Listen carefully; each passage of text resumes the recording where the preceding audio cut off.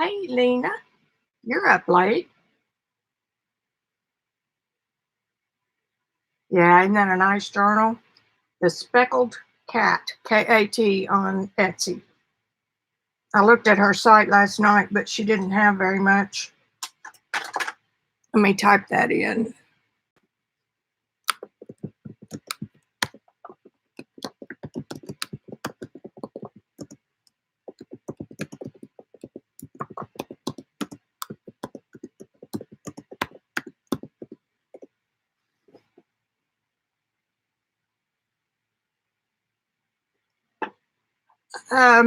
Yes, I did say moon journal.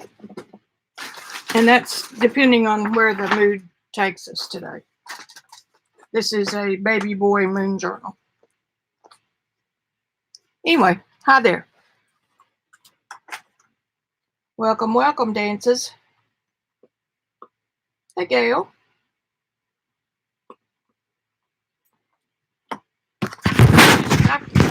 I wasn't on last Thursday because it was the 4th of July. Hey, Cheshire. It was the 4th, Be With You Day. And so, I didn't stream. I don't know if anybody missed me, but I didn't stream. So we're making up for lost time today. I got to catch you guys up on what I've been doing.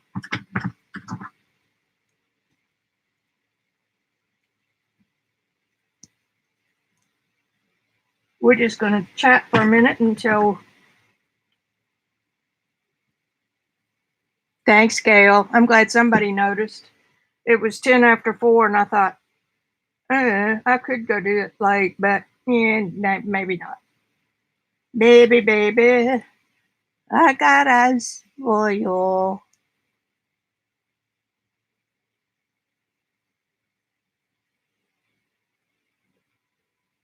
So what did everybody do with their weekend? I didn't even join live streams very much. I tried to come in here, which I did. I spent 3 hours Friday, Saturday, and Sunday. And I have to get back to my painting. So the best way for me to do that is with my music on my chosen music on my iPod. Now that's ages ago technology, but it still works. It's my favorite stuff. And so I play that and just let it take me wherever I want to go.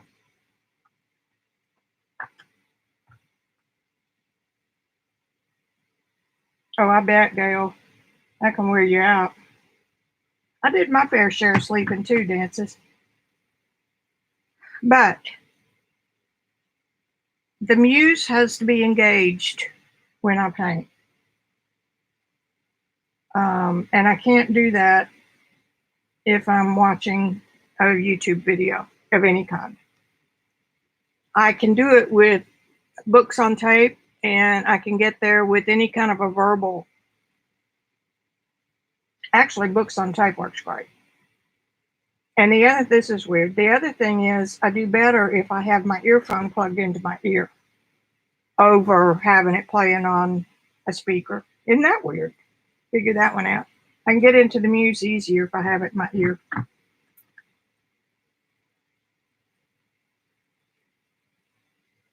Gail, mine's just on an assortment. I may go from Pavarotti to something from the 80s to, country. So I just kind of take what it dishes up. And if I don't like it, it's right here beside me. I can fast forward it. But I have a few favorite albums. And when they come on, if nobody's here in the house with me, I can blare that thing, turn it up. I can just paint away when that's going on.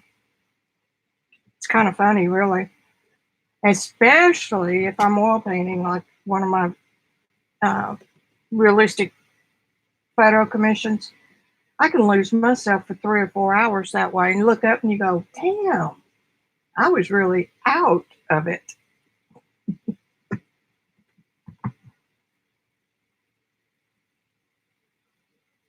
Yes, ma'am. I do, Miss Lena. Hey, Joycey.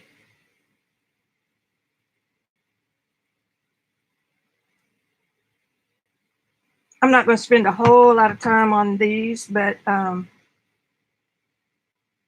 when you see what I've been playing with, then it will make a little bit of sense. So I thought I would show you a few odd things, combinations. I saw Miss Lena's painting. She can paint while she's listening to a live stream.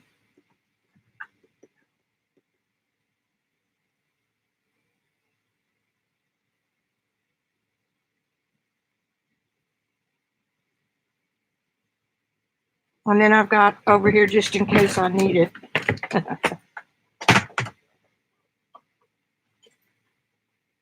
I'm not sure what this is.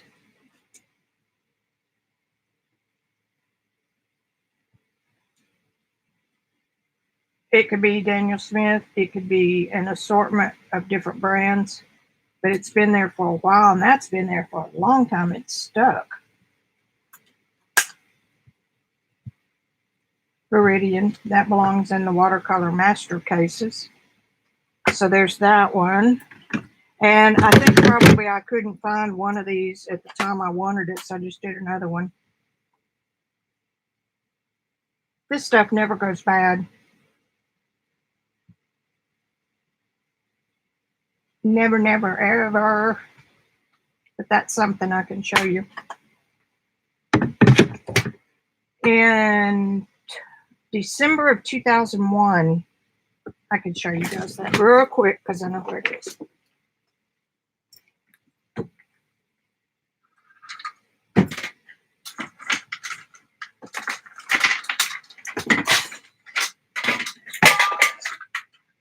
Step on down.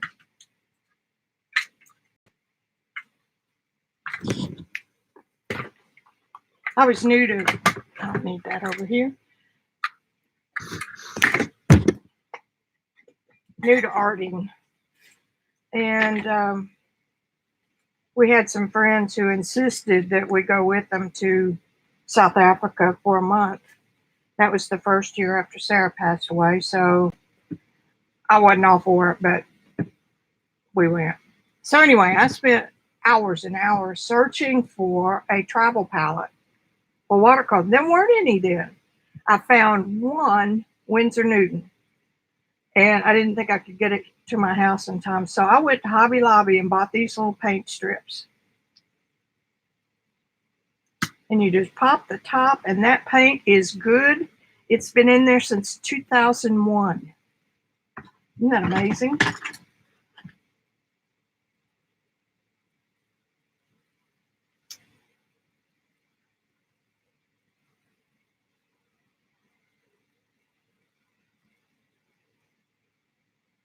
And I've still got it. I mean, I'm not going to throw it away. And these little pop top things work great.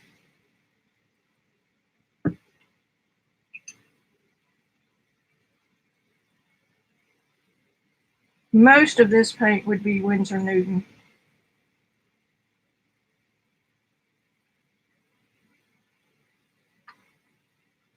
So it's too good to throw away. So if you ever need a good solution to take care of small amounts of paint, I mean, if you were working with a limited palette, one strip would be all you'd need to paint on location. You just pop them all open and you're ready to go.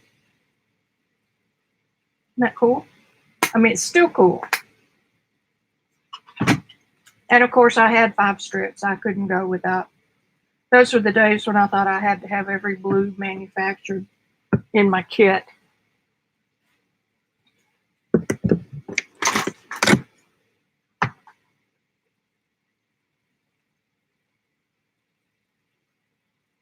No, they don't go bad if they don't dry out, Gail. And, I mean, if you can squeeze on the tube and you've got a little bit of give, then they're good. Yeah, they are like the paint by number kits. I used to do those when I was a kid. I've always said I didn't have any art experience or training, but I kind of did that way.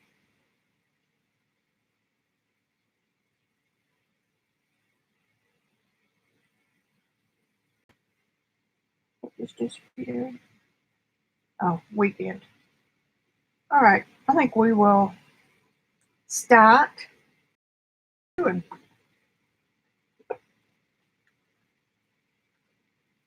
I know y'all know this because I know y'all do it. I've had this little journal for 2 years. And it has Arches paper in it.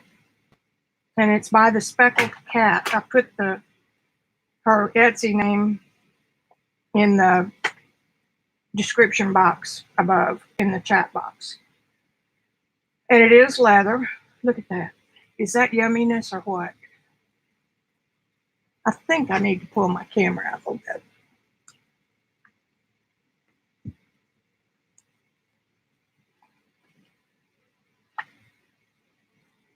There, it's not trying so hard to autofocus. And so you unwrap it. Now, it's not that convenient to work with. Oh, it's also sewn into the leather.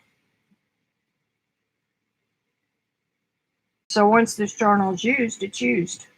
That just really makes a hoarder sad. So anyway, what I've been doing is clipping this back and wrapping this up and clipping it the same so that I might minimize making a mess. So anyway, you open it and then you flip it over, and I've got hand marbled paper. This is really orange. It doesn't look like that on screen. A light orange. So I thought, okay, am I good enough yet to use this journal? That's what I was thinking. And for 2 years, and then finally over the weekend, I thought, well, hell with it. Now I've got an idea. I may not be good enough, but I got an idea. This is what I'm practicing.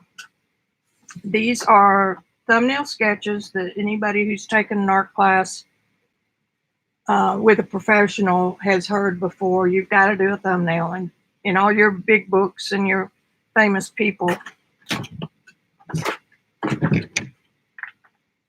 got a light in the way. Move you down.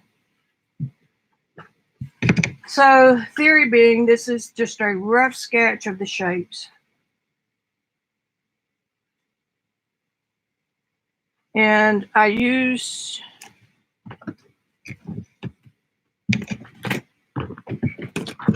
something that's not sitting here. There it is. I use this little gizmo. And it has the sizes, the most common sizes of paper on the sides. So, theory being that you're outside and you want to find that perfect spot to paint a landscape, you hold this up and you can kind of see where you want your parameters to be. So in this case, I decided where I wanted them to be and marked it, and then I put this down and drew the proportions. I did it 3 times. And then over here, if I was really trying to do it for real, I would make sure that I drew this the same proportions as this so that everything matches, no guessing work. And that's part of what this little exercise does. So then you redraw this little sketch 3 more times. And the first sketch, you draw in values. So you've got your lightest light, which is white. You've got your darkest light. You've got your medium, and you've got your darkest dark. This is what's so cool. It made sense to me, and I have studied with this instructor many, many, many times, and it never made sense. See, where could I do this? I could do this right here. Tombow markers, or these are Pitt shades of gray. I'll just do it right here. So the first thing you do is with your lightest, which is your darkest light, you're going to leave that all the white, particularly in watercolor. This is valuable. You're going to leave everything that you want to save as white. You're going to leave that unmarked. And then you're going to come back with this. So what I want to leave is this area right here. So I'm going to come in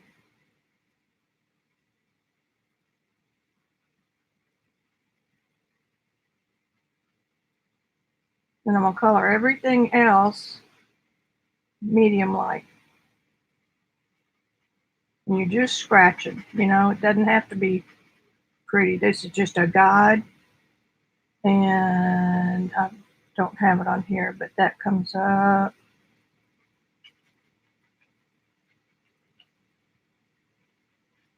Because anybody who's ever tried watercolor painting, doesn't count for journaling. That's a whole different ballgame. Know that you leave the white of the paper for your whites. Well, you get busy painting and you forget to leave them. Okay, wait a minute. This is also medium. It's not white, okay? Everything that's not white gets painted the lightest color. Let me check in with you guys and see who's getting it.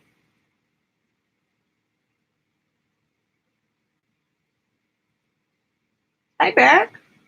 Galina.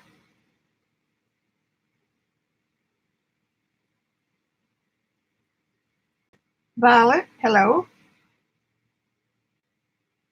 Okay, so is anybody listening to me? Because I know y'all don't really care about fine art, but that's okay too.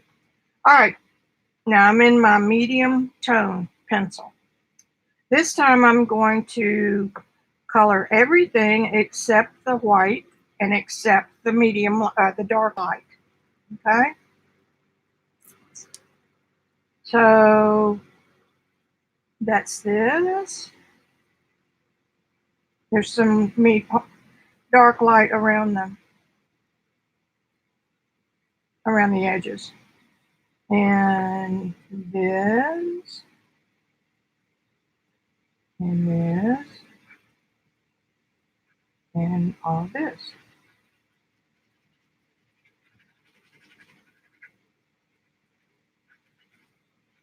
I forgot that you mark it the same way over here. Very rough. And the last thing you do is with your darkest dark is you come back in and just mark what's darkest dark.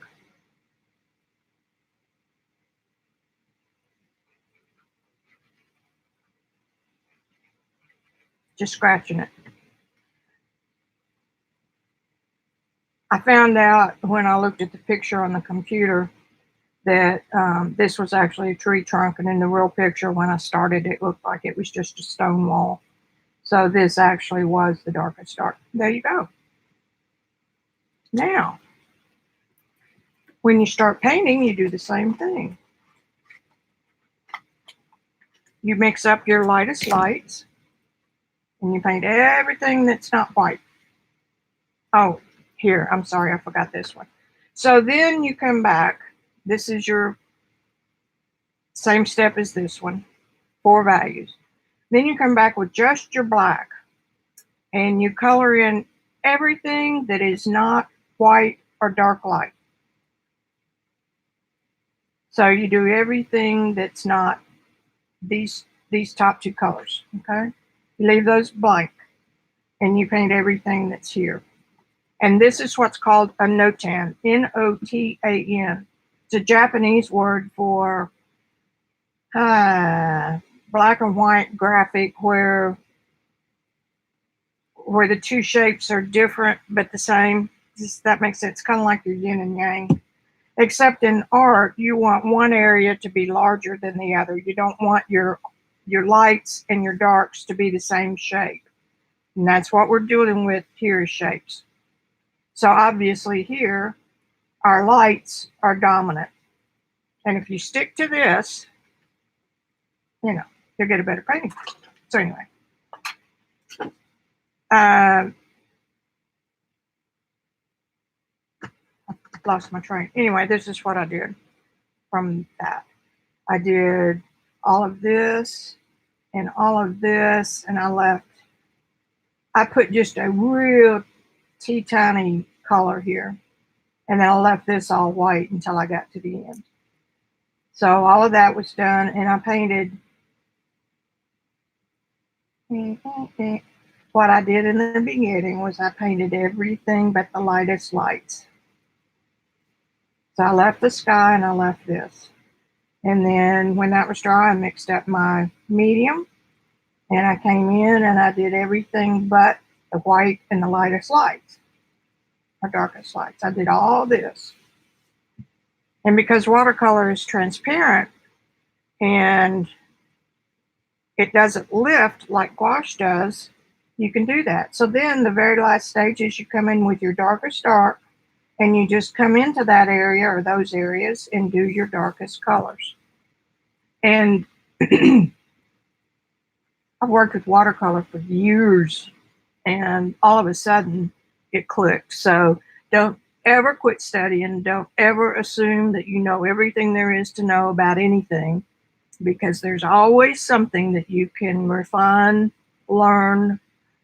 And I had stayed away from thumbnail sketches like the plague. You couldn't make me do a thumbnail sketch. And now all of a sudden I'm beginning to see the value of it. So then I did this little one. You can see my little sketch. It's basically just circles. And here's my value study and my notan, and here we have mostly darks. And here's the painting, but I kind of failed to keep as many whites in the flowers what I had on my drawing. But this is practice, so it's good enough for who it's for. So then I decided that I would try portraits, because if it works for a landscape, it's got to work for a portrait. Here's my drawing, my initial sketch. Here's my value. Here's my notan. So here the blacks are kind of jumpy. It's better if your darks connect and your lights connect visually. You don't always get what you want. So then I decided that I would use my green leaf blueberry handmade paints. I think that they really are one of the better handmade paints on the market, and to see what kind of a skin tone I could get with that palette. And here's my painting. The original photo, everything was green behind her. And when I did the notan, I kind of noticed that this demarcation here between the dark and the light was kind of fun. So that's what I did. And I eliminated a lot of the greenery. But what I love is how I was able to capture and keep these lights. Okay, I'm gonna check. Check. Hey, Devin.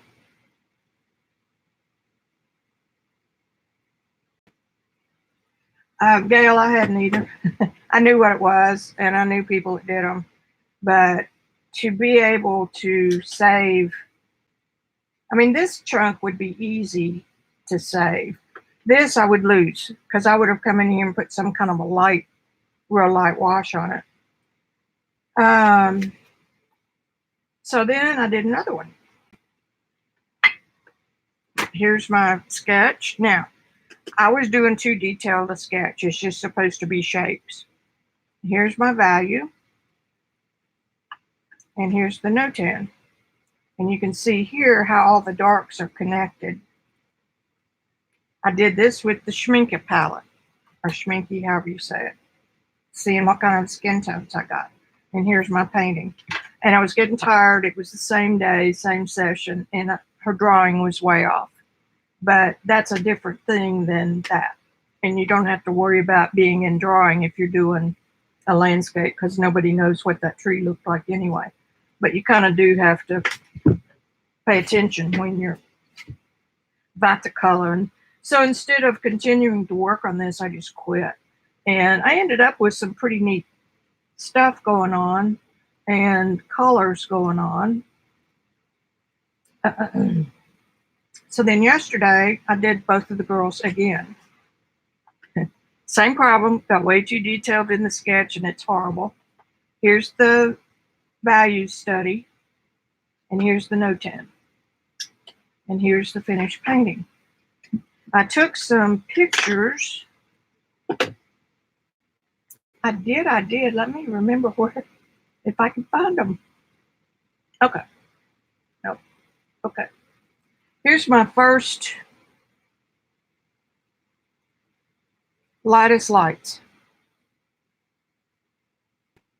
Can y'all see that? You can't see the colors, but I used the real pale reddish pink. Um, I used some green. I used some purple. So I added colors into my mixture, some blues, because as long as, now this, you can write this down. This is a rule. As long as everything in that particular layer is the same value, the same shade of light and dark, it will read as the same tone. So, but when you get up to it, you can see where some of those extra colors were. See the pink right here in her hand? I left that because I liked it. I've got purple up here. And the same thing when you let the first layer dry and then you go to your darkest light. This is my next level. So what I did here was took a little bit darker tones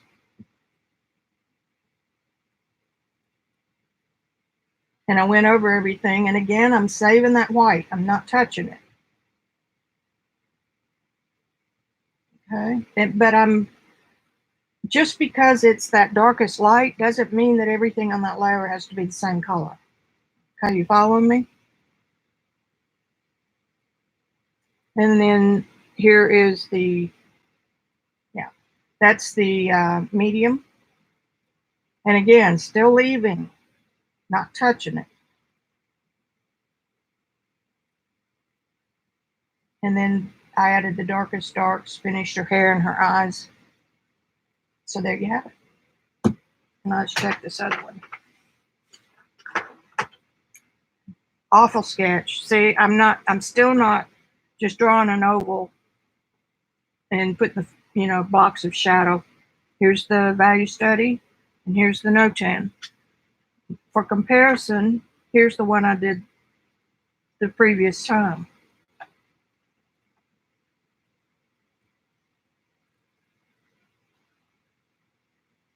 Sort of the same, okay? And here's the painting. Doesn't even resemble this. I took more pain with the drawing. It's still off, it's out of drawing, but it's better than the other one, the first one. Find something to clip this with. But this doesn't have to be perfect. That's not the reason I'm doing it. Here's my lightest light. I keep calling it different things. The darkest light. White is your lightest. So here's my darkest light. Here's my medium color. Oops. That may have been my last one. I may not have gotten a picture of the. Okay, so I wanted to show y'all that. Let me get back over here on YouTube so I can see what you're saying.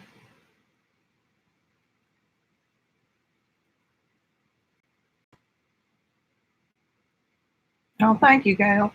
And I'm not kidding. I mean, it's 2019, and I picked up my first watercolor brush in 2001 or 2002. I had a year off that. Sarah died in 2001, so it was late 02. So during 02, I picked up my first brush, and I am still learning something. I like this area through here. I like the dry brush. And if I measured all this out, it would become obvious. But if I take more care on the drawing here, I don't have to do it up there. Thanks, Beck. So I was doing these, and I have to say something. I hate working from pans.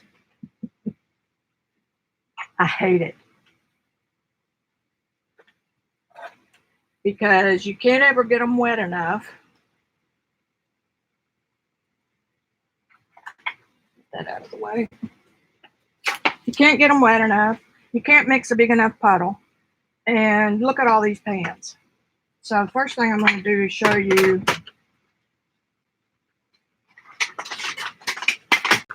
this is my green leaf blueberry. And oh my God, y'all aren't going to believe this. I had a little extra fund money a couple months ago. And so I bought some that I didn't have because they sell out the minute that they get them out or the minute they get them ready to sell.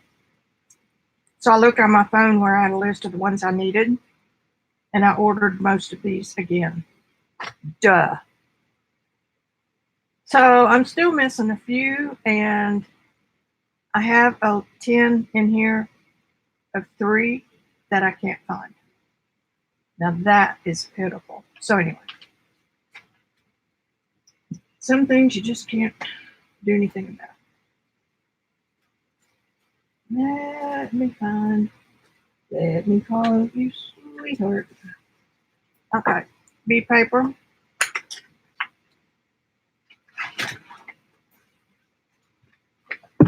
Slide some of this out of the way.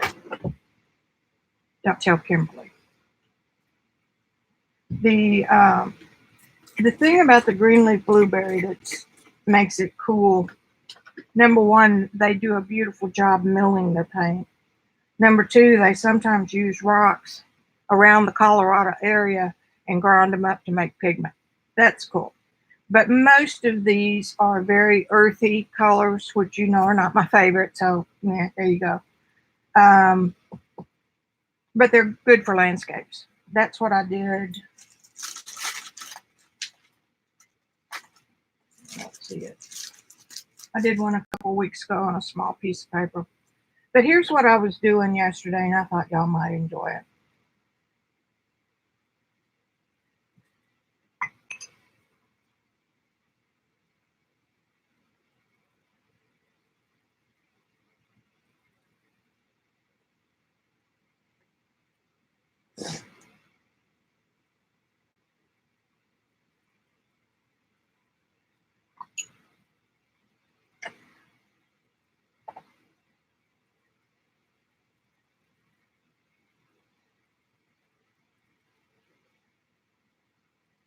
Yellows are never a very strong tinting color. Sometimes you need more.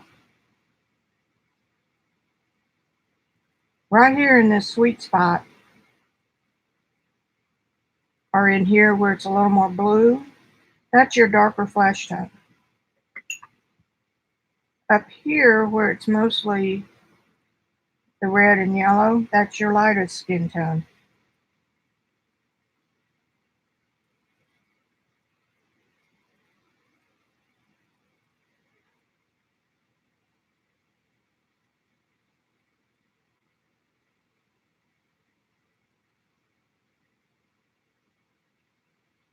There's your face. How about that? I think I can do better than that. But now, some of these handmade paints are not pigmented quite as much. So sometimes you have to fiddle with it.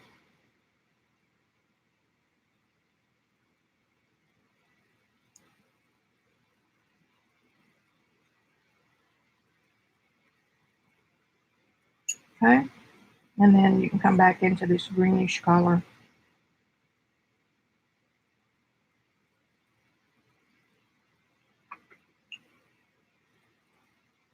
So that's what I was playing with. Now, I do have a color chart somewhere, but I don't know where it is. There's a redder red.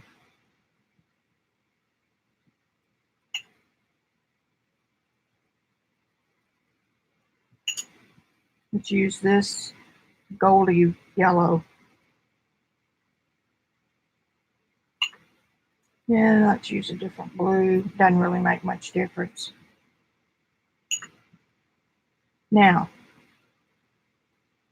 these two mixed together make a basic skin tone. This makes a good shadow. Green is the complement of red. So on a lot of my portraits, I will paint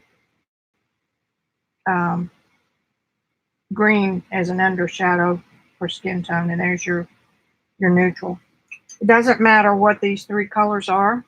I can make a skin tone work out of any of them. So let's start with this. I'll do a better job.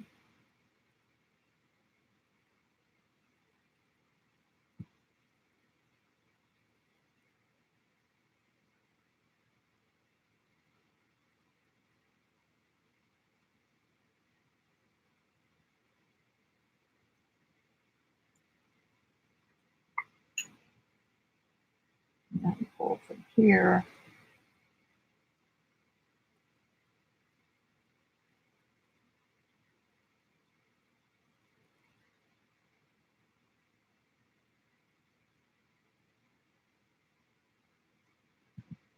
Okay, now that's what I was thinking because I own all these damn pans.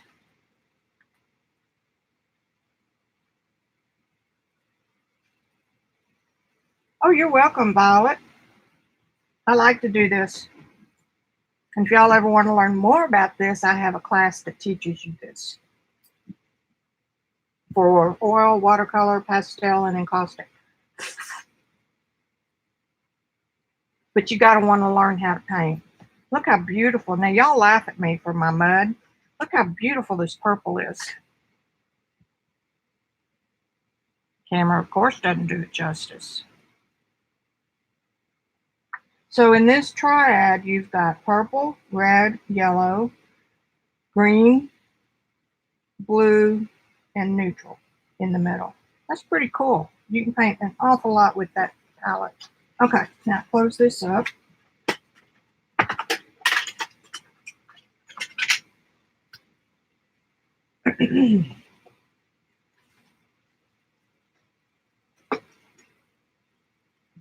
The next thing I did was Schminke.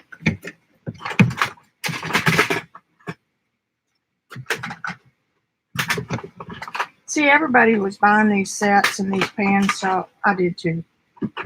And I don't like them because you can mix more with fresh out of the tube. Okay, so I came over here and I picked a yellow.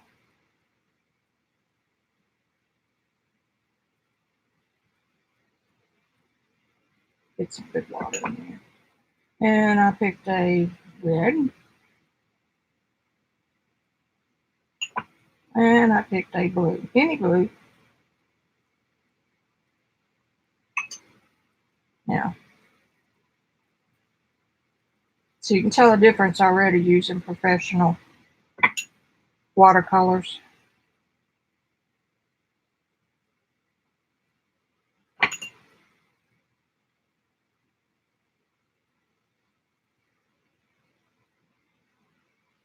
And then here's your neutral. Now in oil, this mixture comes in handy. I mean, it's better used. I like it better in oil because what you do is add white to this mixture and it gets beautiful skin tones. Look how pretty those colors are. Where am I? Right there.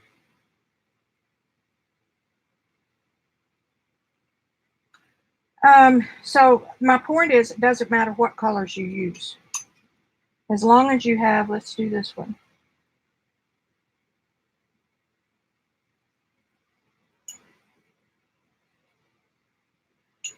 Let's use a different red. And a different blue.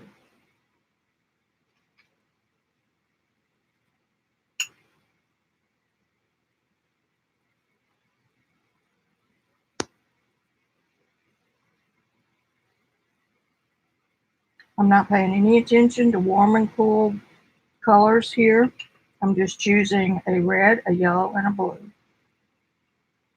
And if that's not neutral enough, then you pull down some more of your yellow.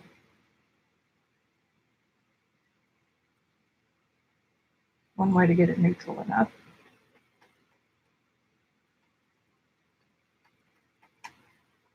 And that's really got too much yellow now because it's going brown.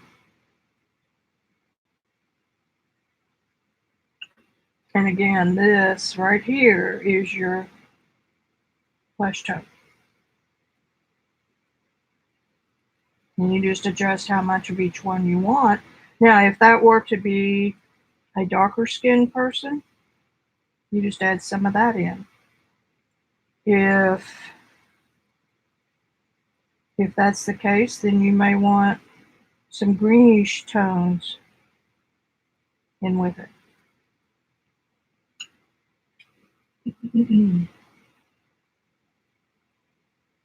And you might want some purple.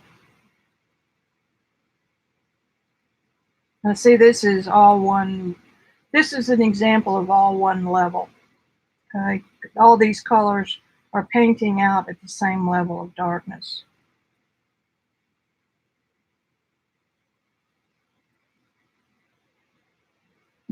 So everything that's that level of darkness from across the room will read as one tone. So in theory, when you bring somebody into a gallery and they see your painting from across the room, it's going to look like it's just all one color. But when they get up close to it, they're going to see a smorgasbord of different stuff to look at. In theory, that's what keeps them interested in your paintings. So there's that one. And then, what did I do? Oh, this is another handmade. And it's by Pfeffer Art Supply. And they're fine, they're fine. She names them after birds. And that's the case on a lot of these. They name them vanity names rather than by the pigment. Okay, so I picked a yellow, and I happen to know this yellow has white in it, which isn't a big deal until you go to mix it with something. And that one's a weak color, see? See the difference between here and here? The weaker color, so you've got to use more of it. And I don't know what this blue is, but we'll find out.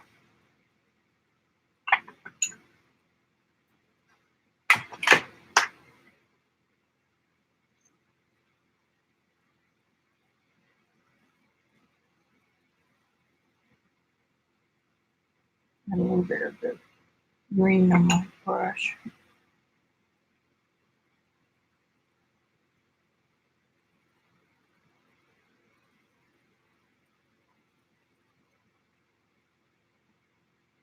See, those aren't bad.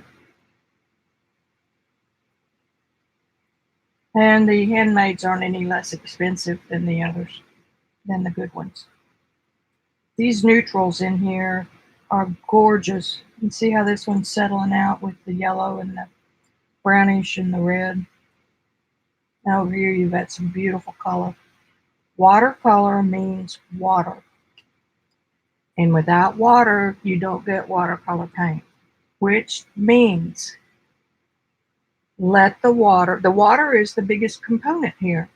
So if you can learn to let the water do the mixing, that's when you get these neat little patterns, and you can see which pigments are the most powerful because they'll push everything else out of the way. Look at these colors in here. Whoops. Okay, so that's the Pfeffer, or Pfeffer, whatever. Let's see what y'all are saying. Hey, CB. I don't want you, Siri.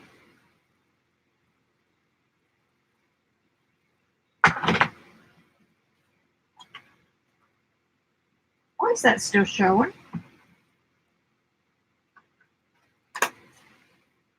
Ruh-roh.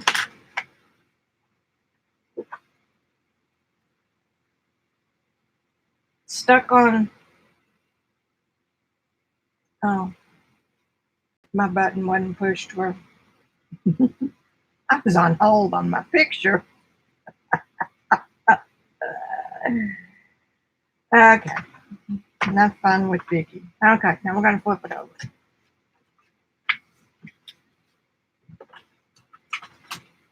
Okay, that goes over here.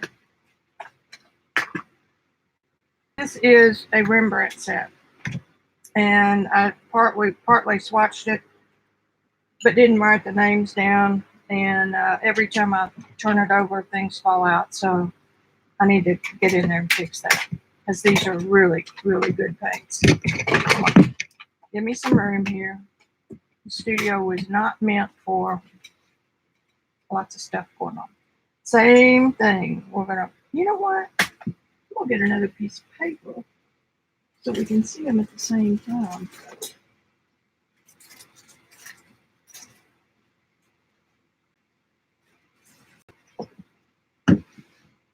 I'll use the back side of that for something sometime. Okay, I'm gonna start with a lemon.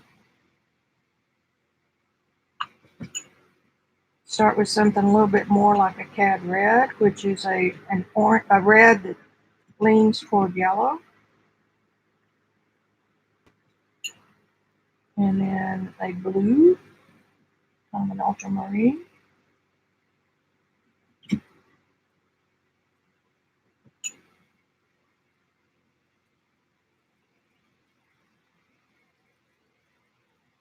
It's kind of a phthalo blue.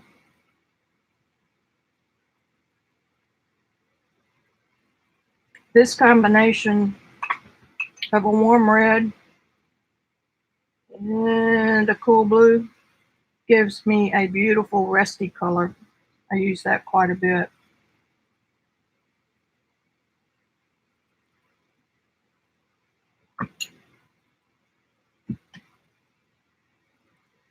This is what I mean by a limited palette. Ooh, boy, I got a blossom there, didn't I?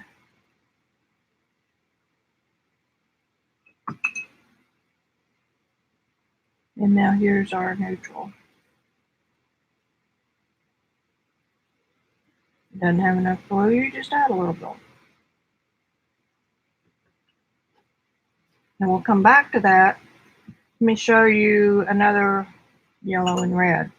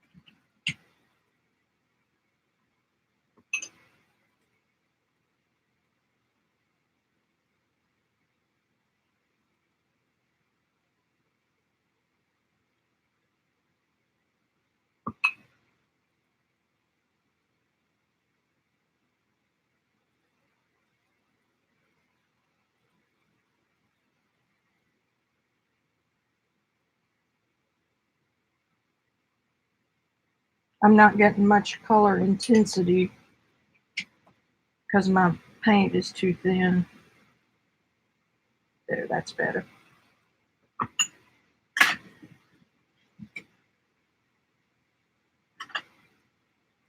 So over here, your skin tone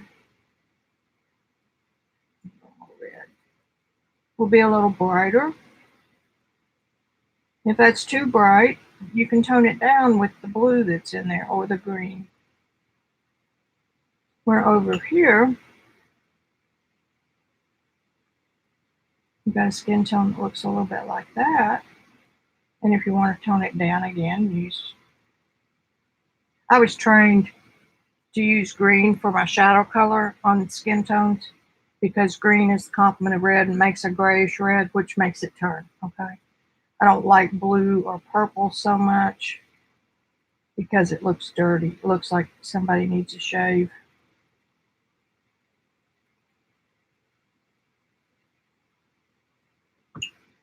You bored yet? You bored yet? Okay, so put that away.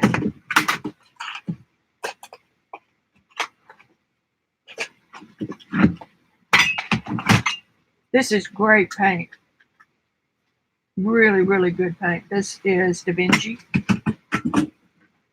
It's American made.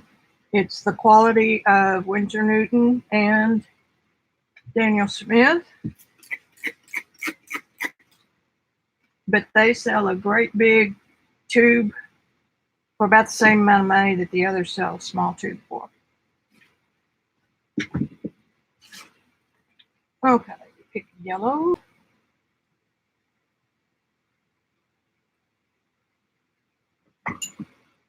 Pick red. See how strong the tinting is over what I was having trouble with before. The thing I like about this palette, this one is done by the, or designed by the Just Add Water. No, not that one. Shoot. The World Watercolor Month sponsor. And they had a special offer on it, so, you know.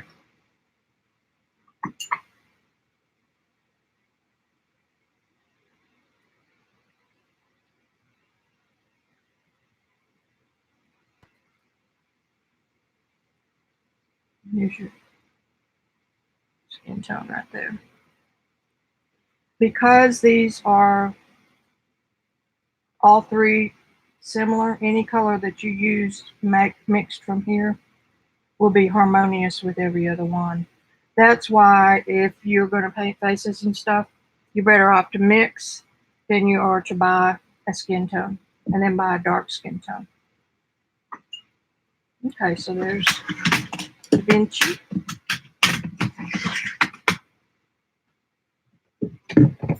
And here's the surprise of the bunch. Prima's Shimmer.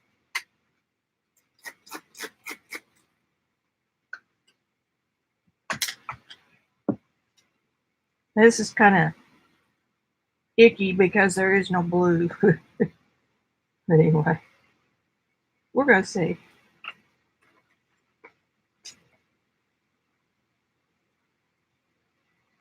I love my little palettes of Prima.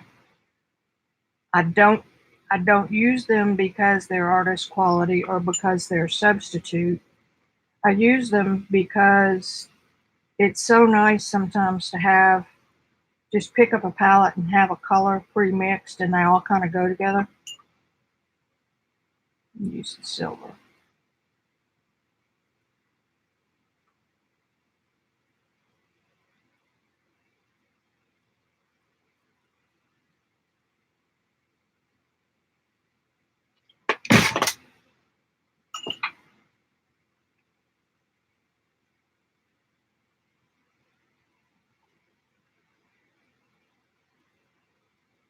See, you're still kind of getting a purplish look.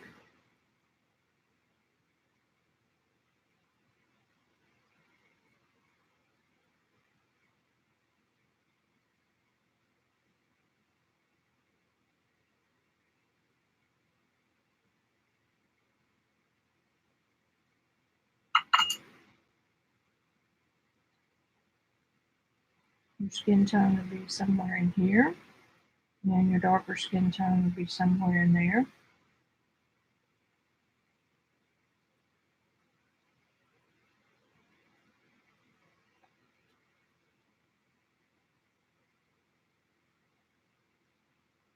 And I think that's all I had to show you. I just wanted to see what these are doing. Now this is the Da Vinci, maybe? I don't remember. It doesn't really matter. I just want you to see how the colors push each other out of the way. And that's not done with my brush. That's done with the water. This is the hardest thing anybody ever has to learn about watercolor. You cannot control it. Look at that beautiful color. Okay, let's put this away.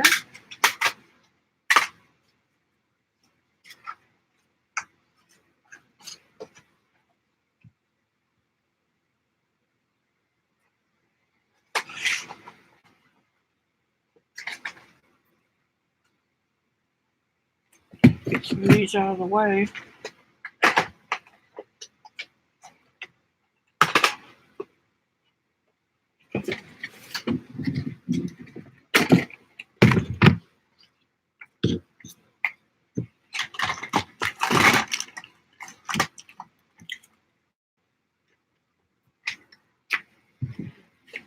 We didn't do this. We didn't do this one. If I have it out, we might as well do it. I believe this has some M-gram in it. I can tell by the way it behaves.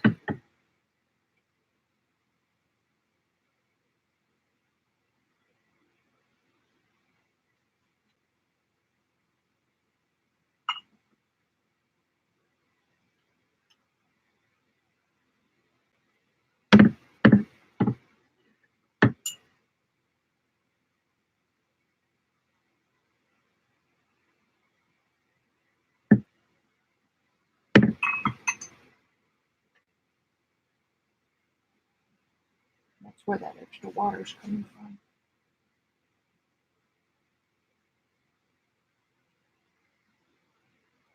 If you were going to do this for future use, you would label.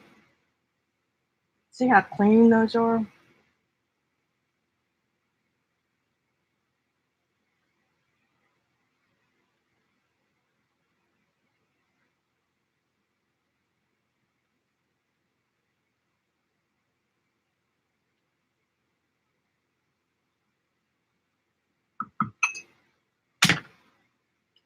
Palette's been in there for probably 5 years. Open it up and it's good to go. Now, that's all I had for you there.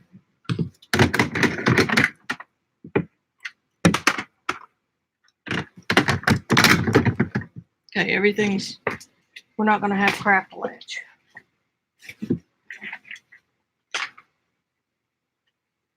Now, see what y'all are saying. I'm not switching toward tubes, Miss Lena.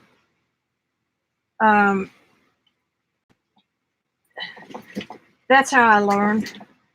And the thing about a tube is that it's always wet, so you just squeeze out what you need. That's like my gouache. I can't tell you how many times I've pulled this out.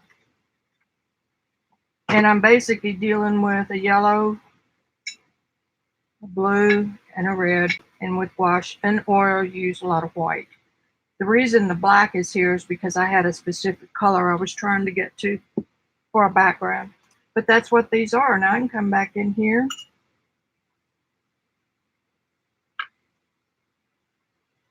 Now this is kind of like having a pan.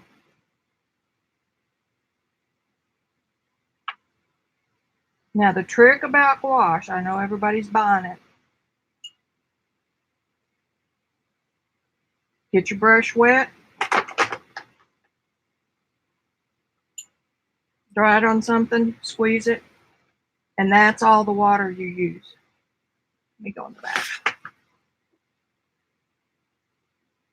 Gouache is not, water is not the biggest part of gouache. It's a flat, all over color that photographs well because it's matte finish. So it was used for illustration in the, back when fashion ads were painted instead of computered. So the drier your gouache brush, the better off you are. And it's okay. I mean, people are trying to make watercolor look like oil, and they're trying to make gouache look like watercolor by using bunches and tons of water.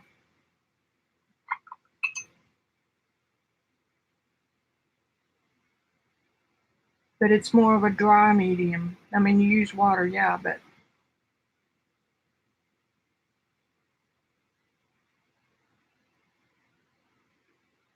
so your brush is damp. And that's another reason why I like squeezing out of the tube. Now, if I was going to do something simple and wasn't going to just use this for a touch on a journal page or something, I would squeeze out fresh paint. Because then all you have to do is your brush can almost be dry and you touch it and you're ready to go. So there's your gouache lesson, your watercolor lesson. And it's the same with watercolors. Y'all saw my little Charles Reed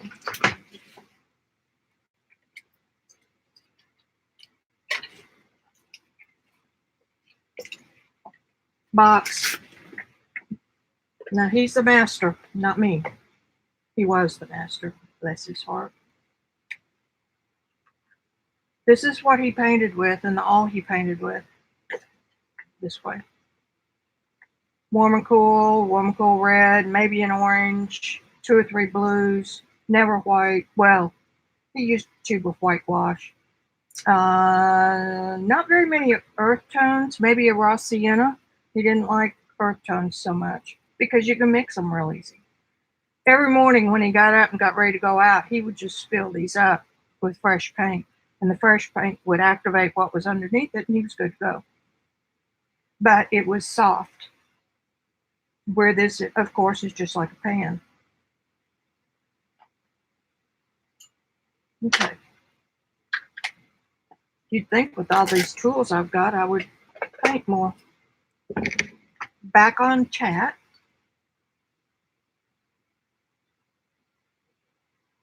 Oh, I'm so glad y'all aren't bored.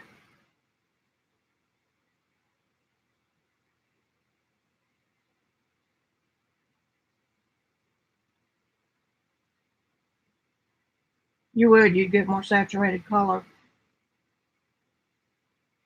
Not really, Gail. Not really. I tell you what irritates the poop out of me, and Lena knows this.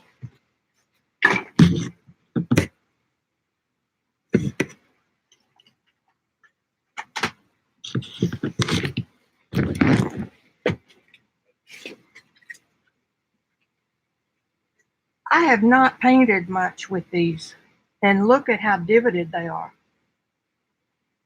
Now that makes me not want to use them because I don't want to run out after I've done 2 or 3 paintings. My theory on this, and I think I'm probably right, is that they use more of a wetting agent, a chemical. Well, I mean, they all do, but so that these wet easy. See, that's still wet. Now, some of those others over there that I just used will be dry. So that has to go in there somewhere into the mix. So you either get it wets well or it's harder. This has barely been used. That kind of irritates me, but y'all were buying pans and the pans are cute. So I bought pans, okay? That's the way it works. Oh, another thing, off the side note, I love painting on little saucers. And you just heard me talking about letting things mix the way they want to. This little rim right here, I can look at that and I go, good Lord, where did that color come from? It's gorgeous. I don't know where it came from because it dripped down from any number of those colors. So just put it there and let it do its thing. So I've got all kinds of little plates and things that I don't clean up. Now look at this one. This was, most of this is the blueberry, green leaf blueberry paints. But look at how some of the colors mix on their own. In here. So those are usable. All right. I had a towel here at some point. We switched to journals. I don't want a lot of water.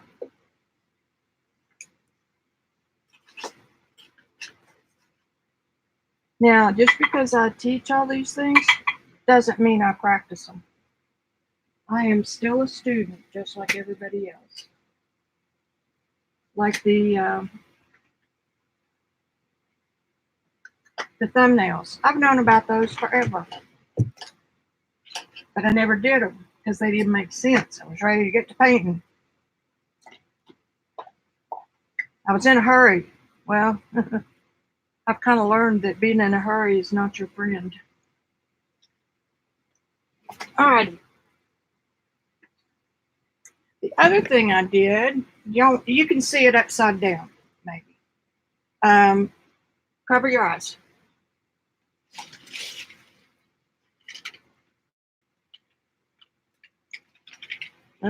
Upside down. These hangers have been in my laundry room forever. Excuse me. It's upside down. See, here's the hook. And I saw somebody on video that used these for their papers. Oh, I know who it was. It was Robin. So instead of having them all piled up behind me on racks, I've got them on that. And then if I'm not using them, I can hang them on my door. So that's another cool idea. And I've got 2 of them. Oh, there was something else I was going to show you guys. You are going to love this. Find it. What did he do with it? It may still be in the hallway.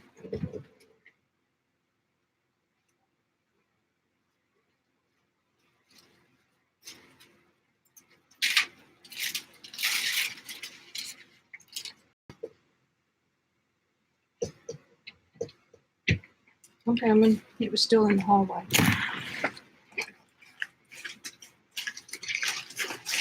I was watching a Nick the Booksmith the other day.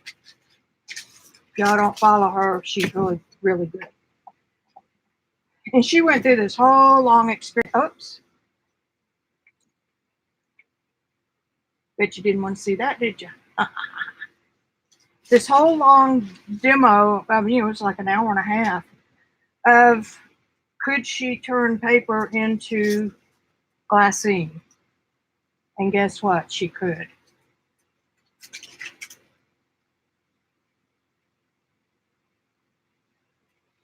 This is an inkjet print.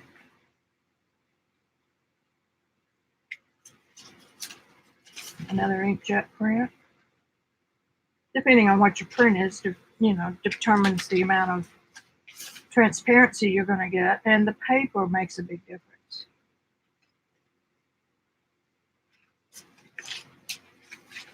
Now, has anybody watched that video?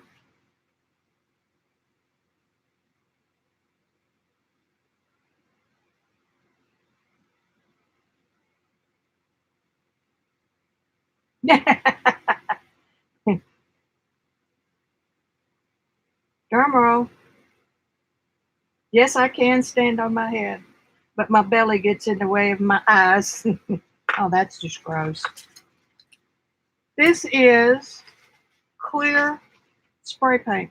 That's all it is. 2 coats on either side. And I just grabbed what I had. Y'all know me by now. I'm not going to plan anything. But she made little envelopes, and they were perfect. Just on your envelope maker, or however you make your envelopes. See, just put something in there. It's perfect for journaling. And I love glassine. I buy it all the, well,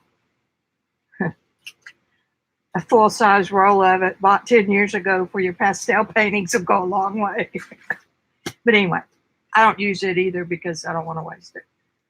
So anyway, I thought y'all might enjoy seeing that. It's Nick, N-I-K, the Booksmith. And I wasn't going to do a demo on it because she did such a good job with it. She did it with 7 or 8 different kinds of paper, from tissue to the stuff, the masking paper that I use.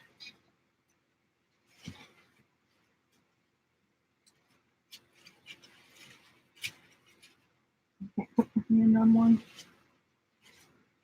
Anyway, that light craft paper. It's a lightweight craft paper that I use in journaling to make jelly prints with. She used that. She used some of her good onion skin, and really got good results from almost all of it. My only problem was you do it outside and you have to do 2 coats, and it was hot outside, so I just did these. So, something new. So what do you think about that? Do you like me taking off a day? Wasn't that cool, Azure? And it was just over the weekend. Maybe Thursday or Friday.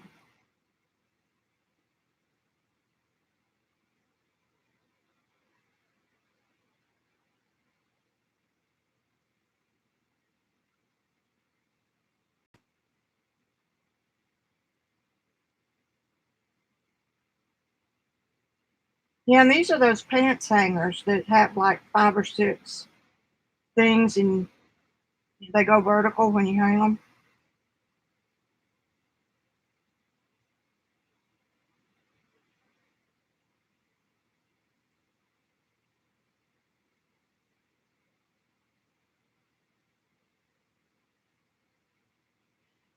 You can. Oh yeah, God, yeah. You can get 2 or 3 pans out of a tube of paint.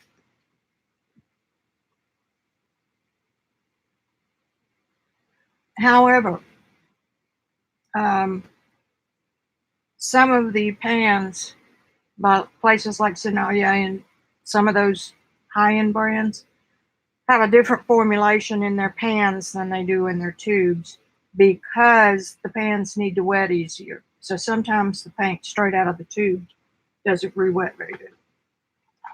The other night, somebody was doing Peerless. So Lena and I both got out our Peerless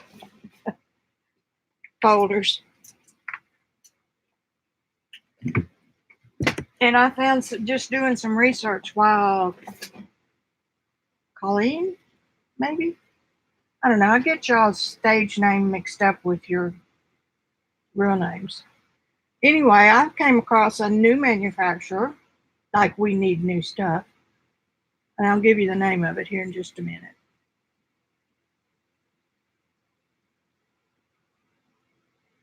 Viviva, Viviva. And they've got a free sample that they'll send you. I think it's 4 or 5 of their colors that are based on this same thing. So there's tip number 49 of the day. I should save some of these. Now, what we gonna do? Oh, let's see. I don't know if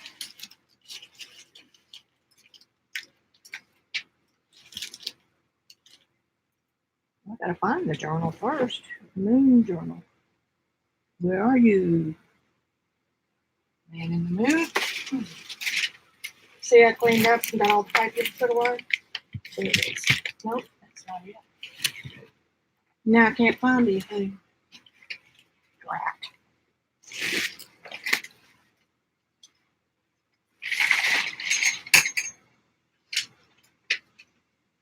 Oh, I know what else I did last week.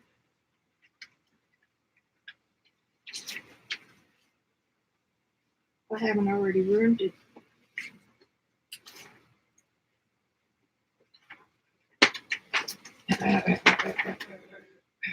All right.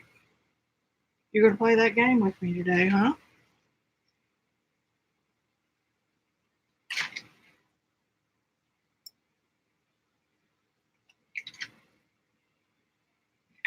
Hold your breath.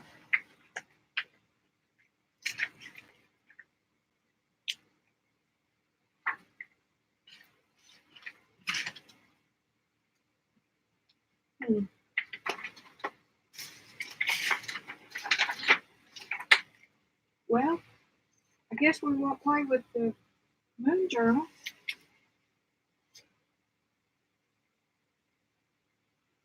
Thought I had it out. Hello. It's right underneath this one.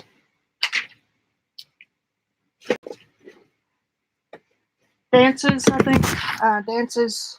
I don't think it was wolves, but is she still here?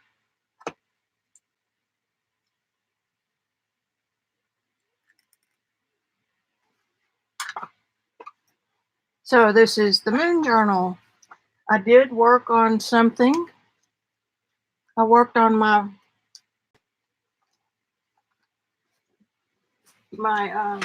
word thing. You know, the poem.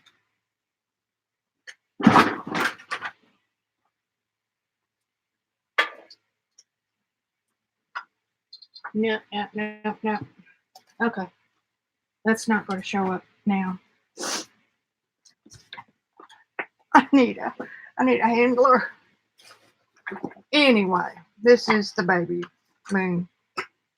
I haven't done anything on it since last Tuesday. And I still need to get my sewing machine out. Oh, that was when I was using some of these stamps, wasn't it? I see somebody talking.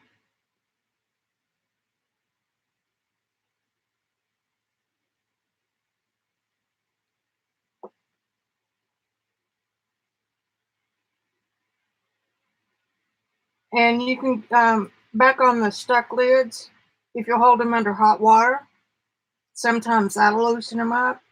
And pliers, you know, that little serrated edge in there matches the serrated edge on the tubes, and sometimes you can get it that way. And another way is a nutcracker, an old-fashioned nutcracker. You know, the one that has the little hole where the nut goes.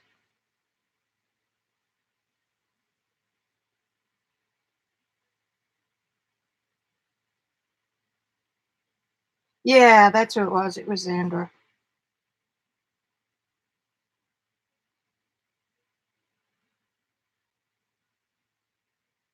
Yes, the Jane Davenport 60 has 4 or 5 new colors. The rest of them are from the set. That's what Elaine told me. And Elaine knows her stuff.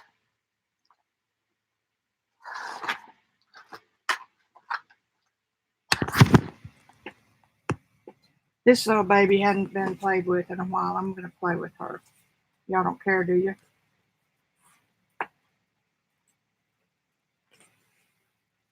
What time is it? Oh, it's 5:06. I turned into a pumpkin.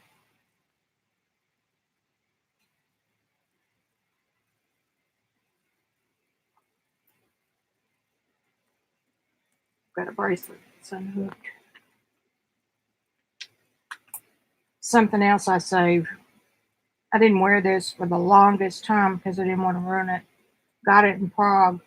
And I swear to God, these things must be solid silver because I have knocked into everything with them and they're not dented. Oh, well, maybe take that back. There's one dent. Okay. Enough talking.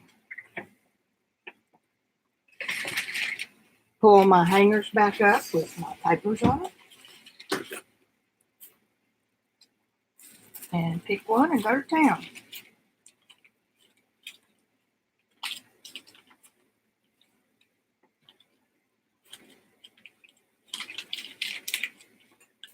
And I've got these clothespins full. I think it might be easier to take both of the hangers and spread them out a little bit, so it might make it easier to get off without dropping all of them in the floor. I still like my Shannon Green custom keepers, though, if you're going to go anywhere and need them. Oh, anybody in Springdale next week, Shannon's having a Make 3 Little Books journal class in Springdale.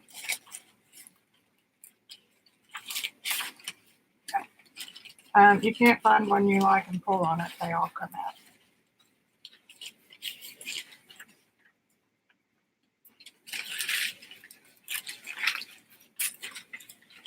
Learned that the hard way, didn't you? Okay. What we got? Something kind of similar.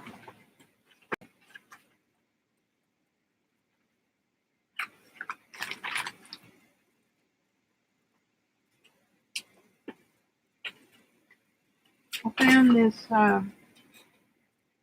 decollage ruler the other day, so I thought I'd start using it. It's harder to use than just a straight.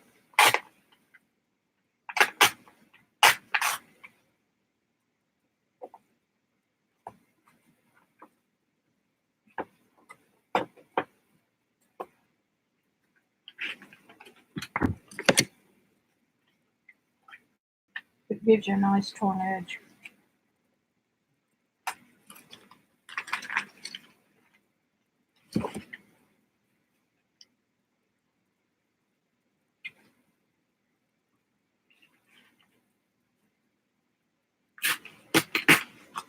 I don't think I told any of y'all what Randy fixed me for supper Monday night. He fixed chicken piccata. Oh my God, I had to tie my tongue to keep from losing it. He is really getting into this cooking thing.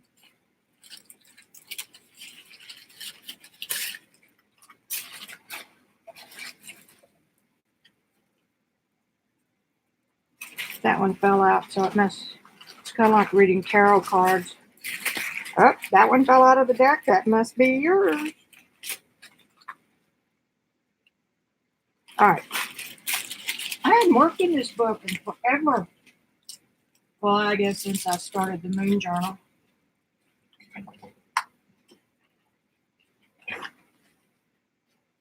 Now, what kind of magic can we make?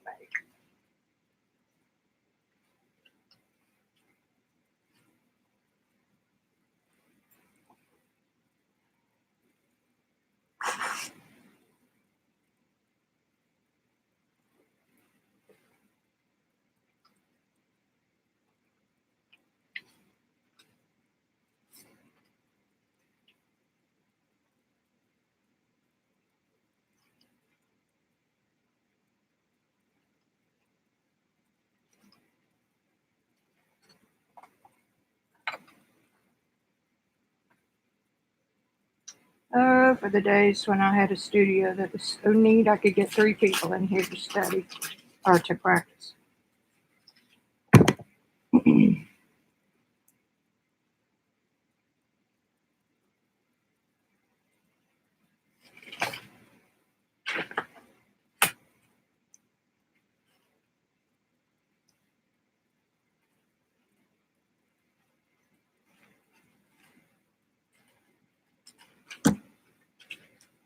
But I didn't have y'all then.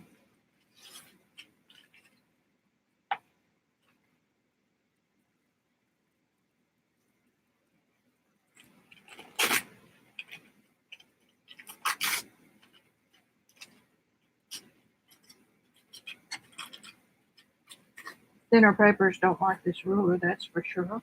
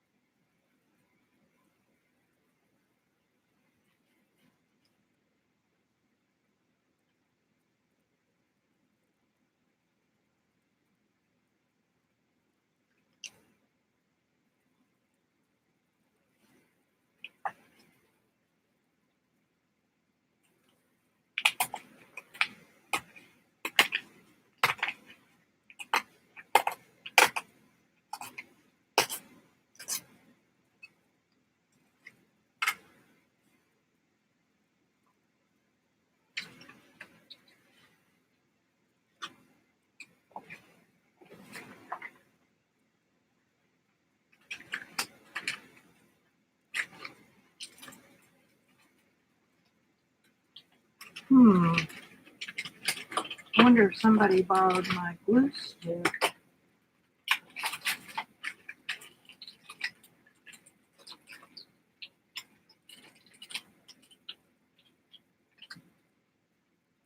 There it is. Come on, Randy. Borrow something, bring it back.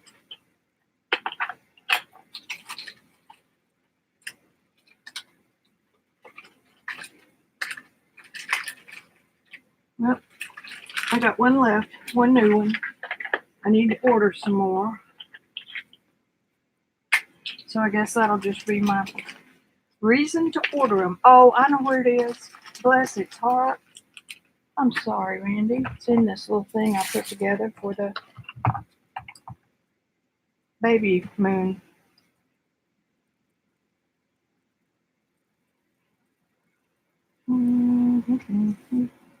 Yeah, like that.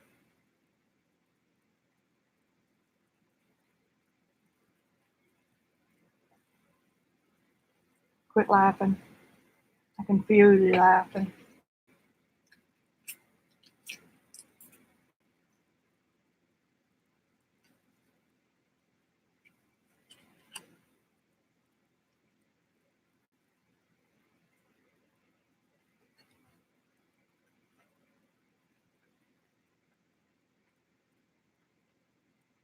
I put that poem that I lettered, or the twinkle twinkle thing.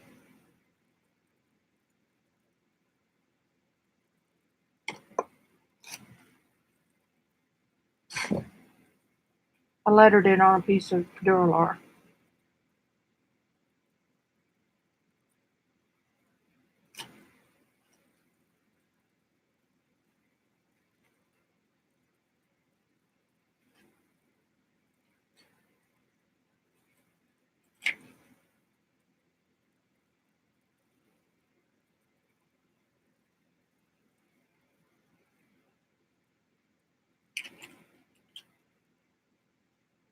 It's another good thing about Uhu.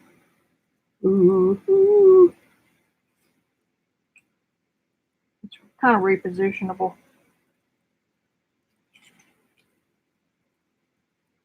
Now I'll probably have to reglue it, but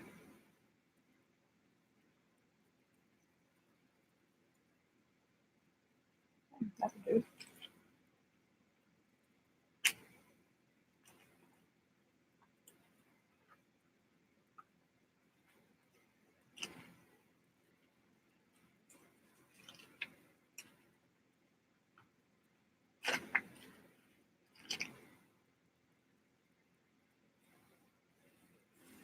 This just never ceases to amaze me how two pieces that don't really even seem like they would ever go together kind of do.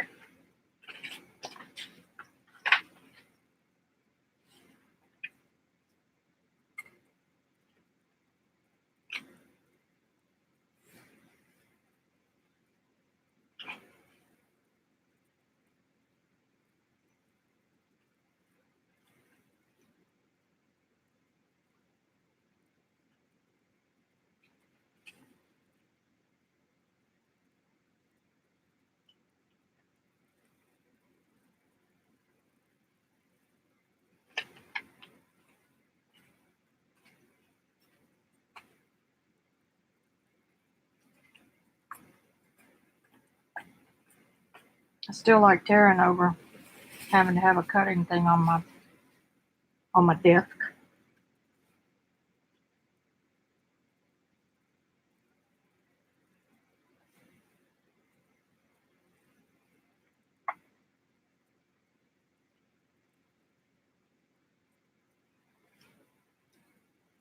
See if I can cut that a little better.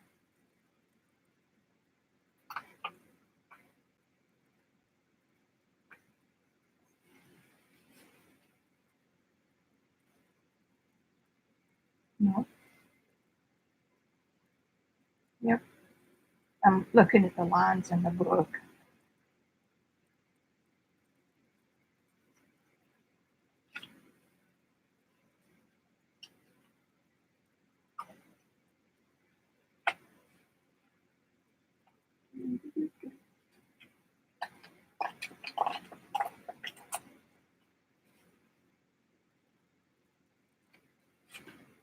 Save the little pieces because they can make a good.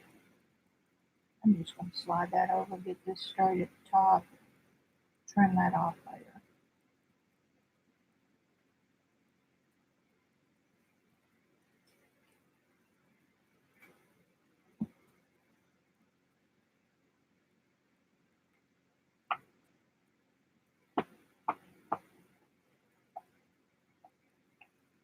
Anybody gone over to the Patreon site and signed up with Robin's account, $1 or $6, I think it is. She just posted some fabulous papers that you can download, and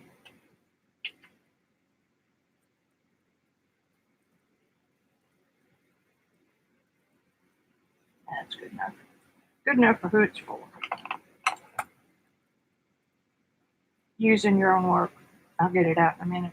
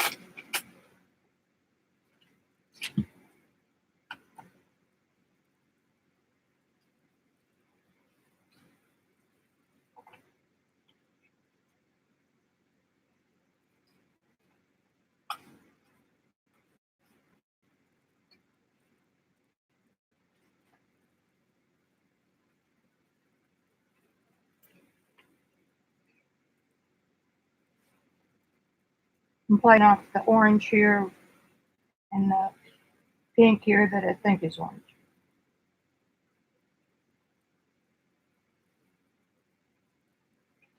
And I really like better centering it where I want it to go, and then picking this up.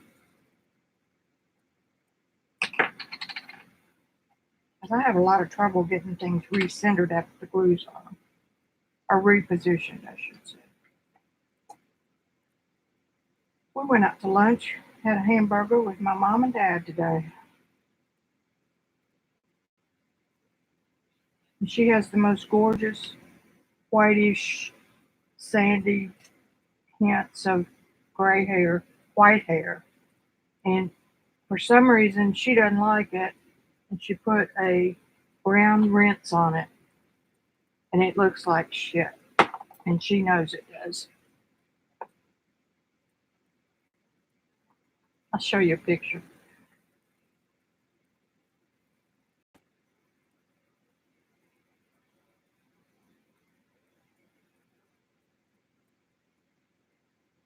The lady that does our hair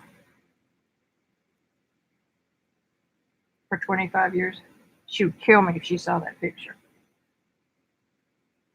I hope I look that good from 90. Let's see it.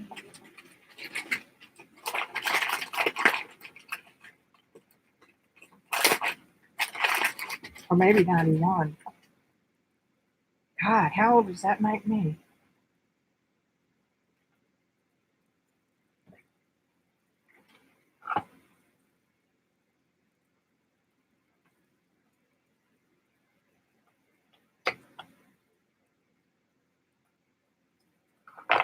So now she's got to go through a lot of steps to get rid of it.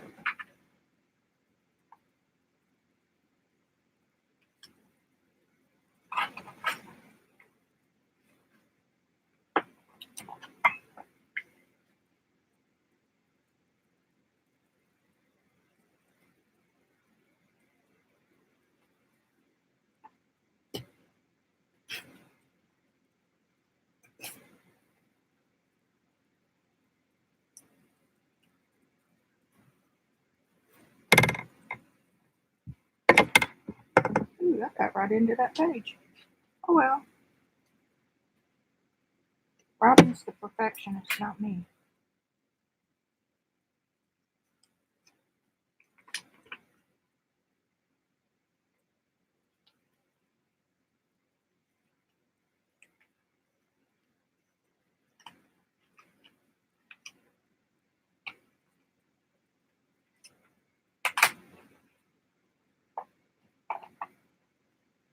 Tell I haven't worked on this in a while because I should have put paint up first.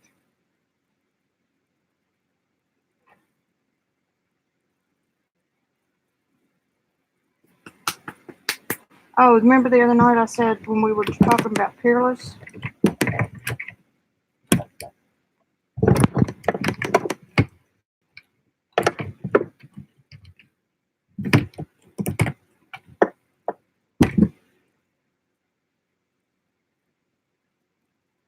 This is their metallic watercolor. Back when I bought it, they had 3. Bronze, gold, and silver. They may have more now. Let's just use a little bit of that.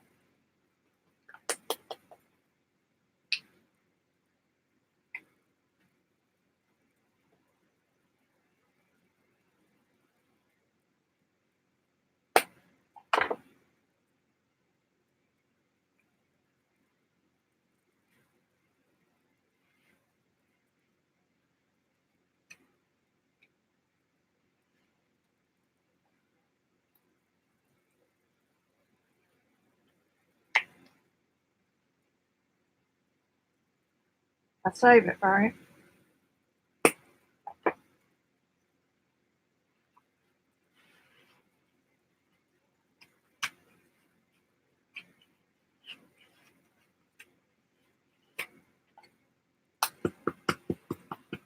This is the watercolor acrylic by Folk Art, and I don't quite get it, but I guess because it's thin.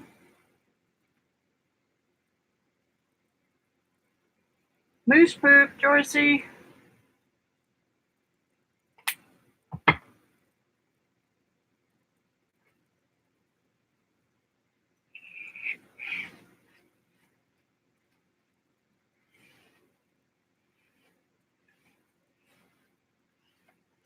See, it's thin like the watercolor.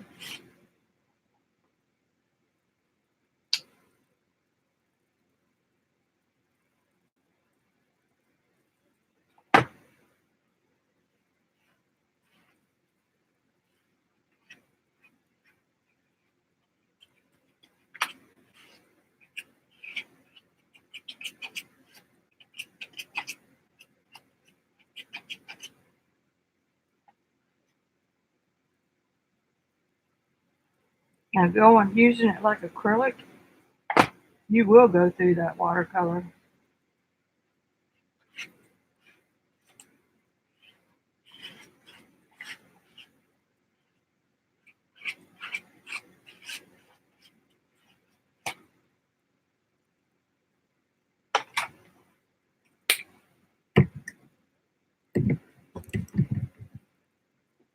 All right, I'm gonna let that dry for just a minute, see what y'all are saying.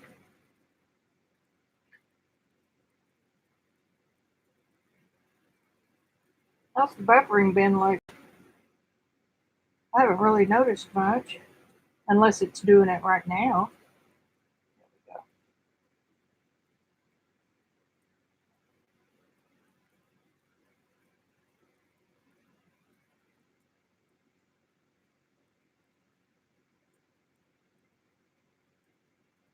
Yeah, CB, I think Diane told her Dawn dish soap and soda, baking soda mixed together might do it. Gail, I had a watercolor dry up. Actually, I had 2. So I just opened it up and put it in here and water, and then tried to scrape it toward the center every time it dried, started evaporating. I could still get more. But I mean, they'll dissolve. They're made with water.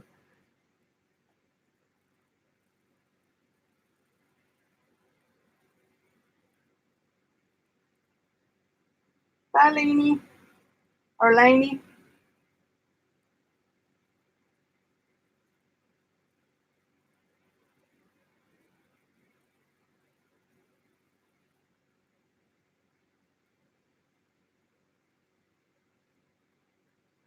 All right.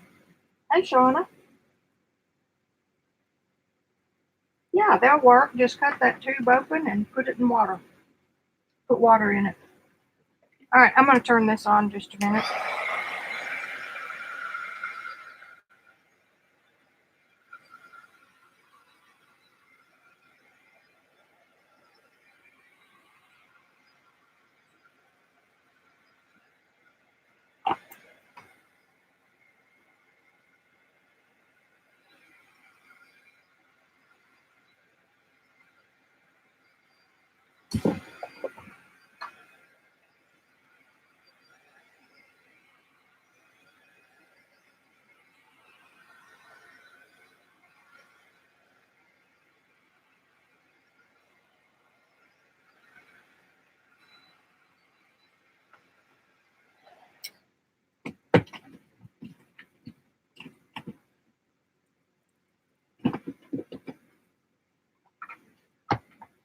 Okay. I mean, those papers just look like they grew that way. I think that's cool. Okay, look for your favorite brush. Haven't used it in a while.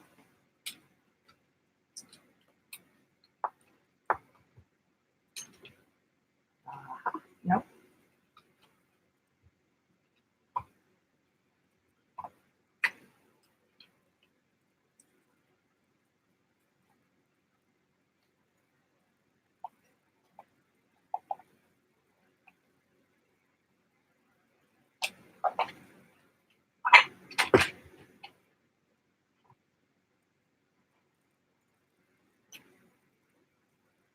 This is my Ohuhu pen, refillable. Nice brush tip with real fibers, so it's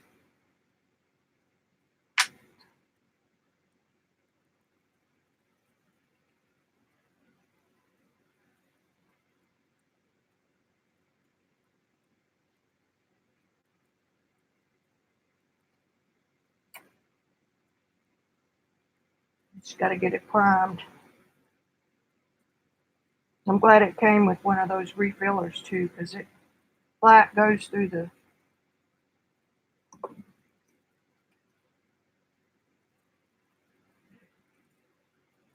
ink.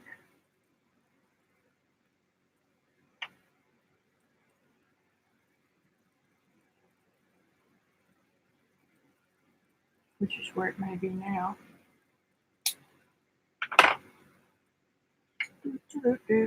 I found it. It was down in the no man's land. Of course, I was looking for something else. Ink right here handy.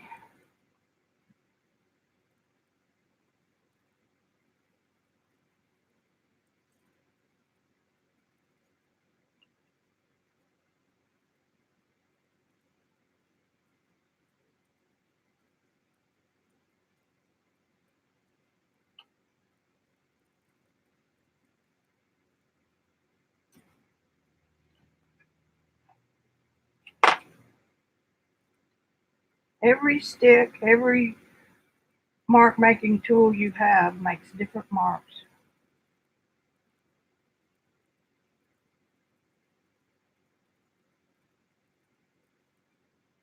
And depending on your mood, you'll make different marks.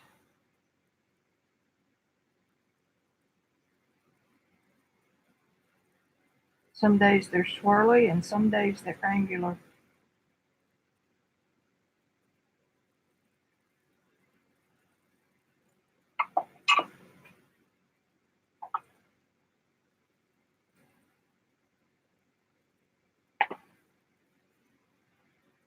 Okay, what time is it? 5:33. Are y'all ready to go?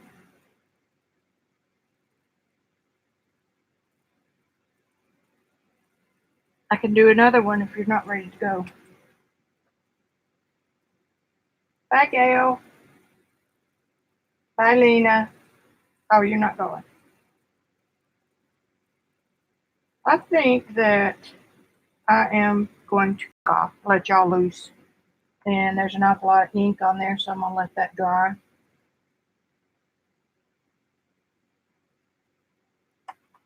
I love working in this journal. It's so calming. Oh, skipped a page. Okay. I am so glad you guys showed up today. Oh, do another. Okay, Jill, I can. Yes, it does. Vicki is a wild woman. Let me dry that. Every time I try to blot it, I make a mess. Jill wants another one. Jill gets another one.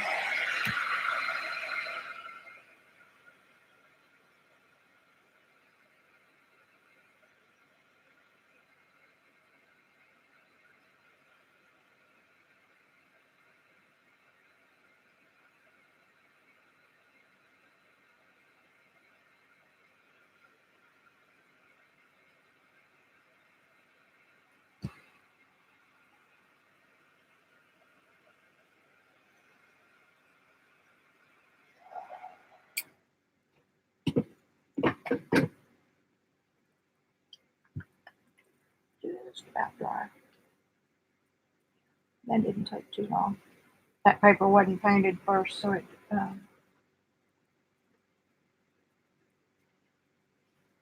was absorbent, as I used to say.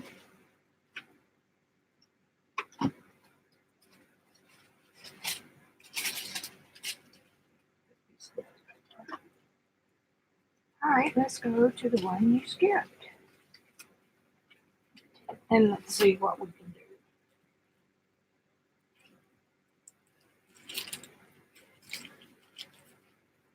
I'm looking through these papers.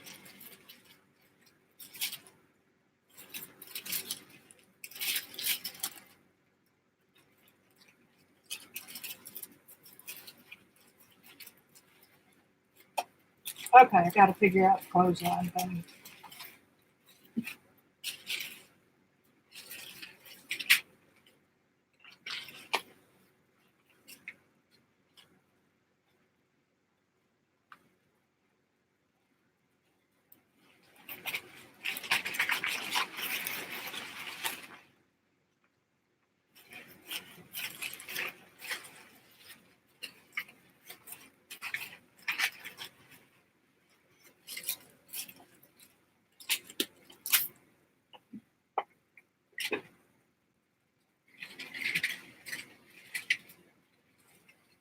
Okay, tarot again. These are the ones that fell out.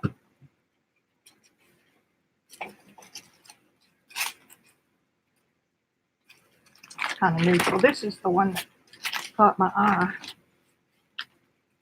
Always look on the back side of your deli prints, ones made with deli paper. Sometimes they're prettier than the ones on the front. And this one's pinky. I don't want pinky today.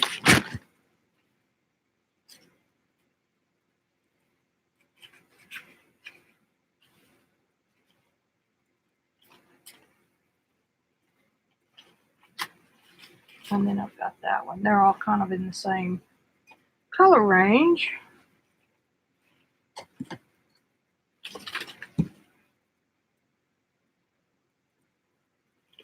Which edge do I like better? I may just fill this whole page with that one.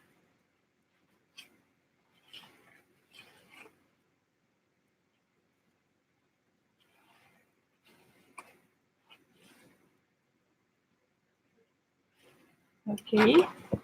Intuitive. Remember, intuitive. You don't think too much. Don't measure.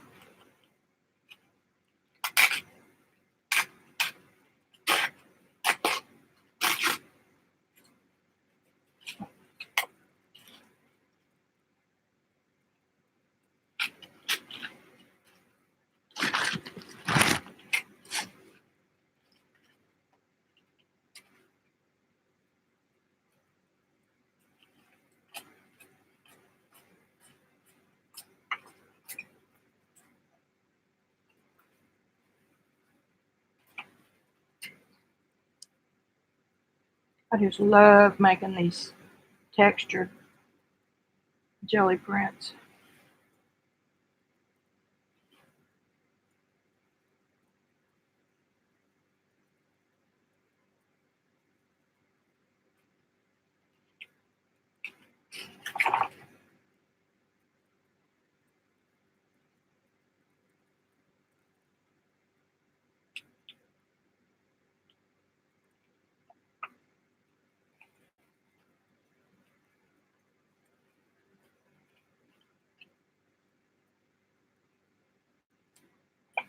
Whoa, that's not such a good idea.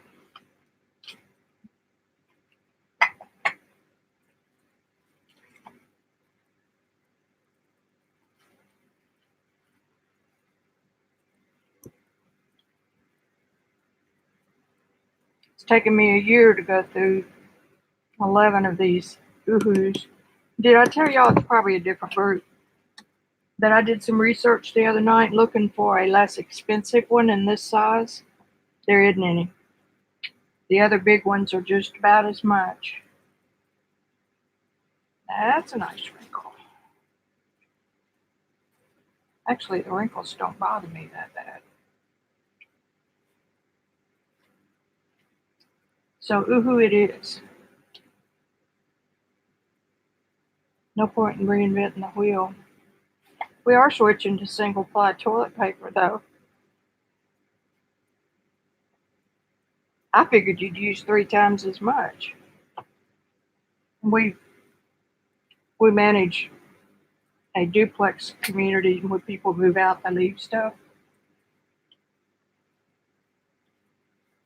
So we use it up.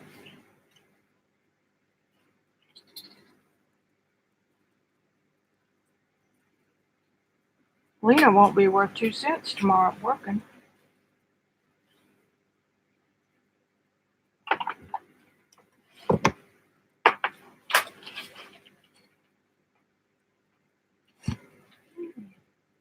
What we gonna do?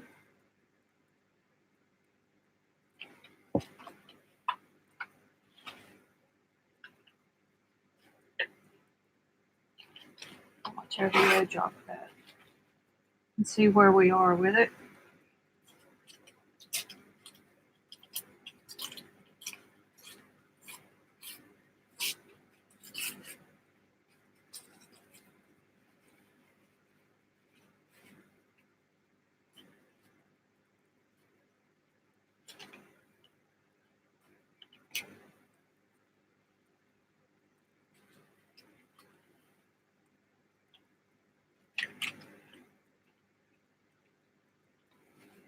Can't decide. I like both.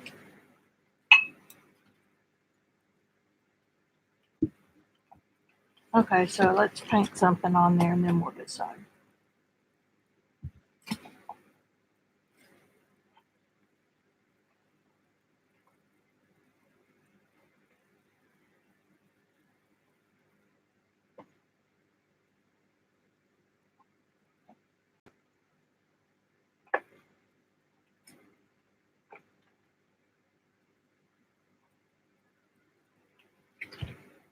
Here's the nickel, quinacridone nickel azo, and some iridescent bronze.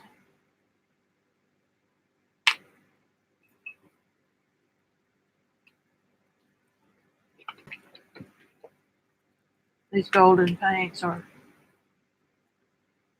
unbelievable.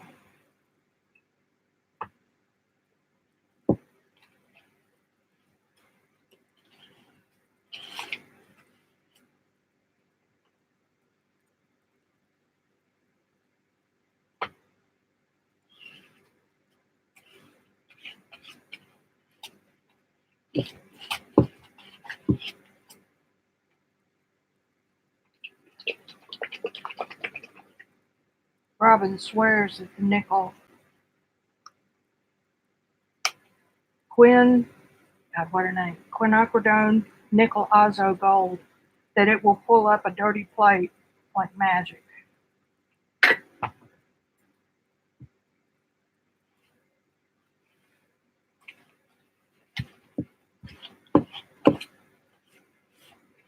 Never was one of my favorite colors.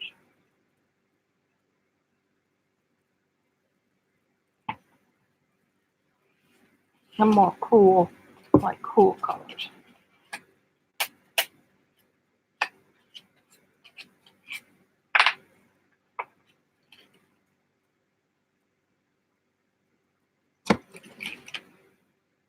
I'm thinking, that's what you get for thinking.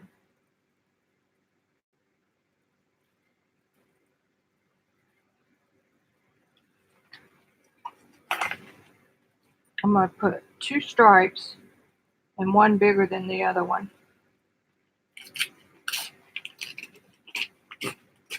Wider, I mean. Here's my top one.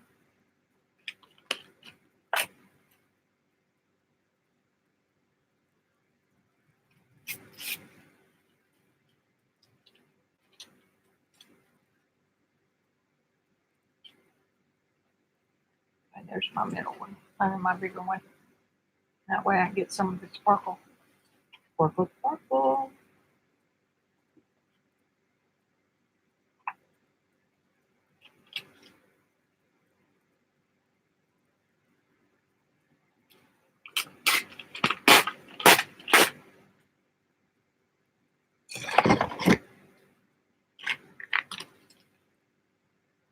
That one goes all the way to the top. Sometimes I like a torn edge, really torn edge. And this one goes like that.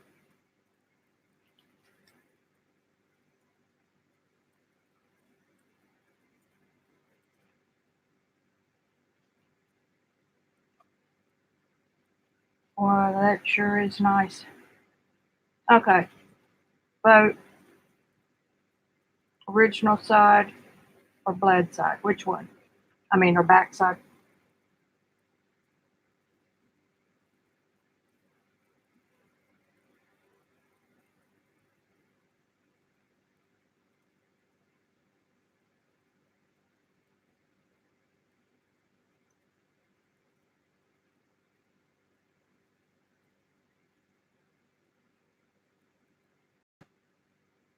Y'all talking about mac and cheese? Ugh. Hey, Journey, I didn't know you hadn't been here live. Welcome, welcome. Okay.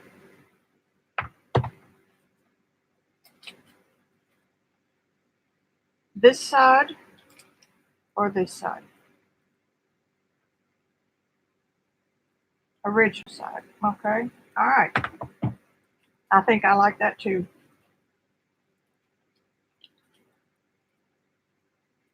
Okay. Now I'm going to center that.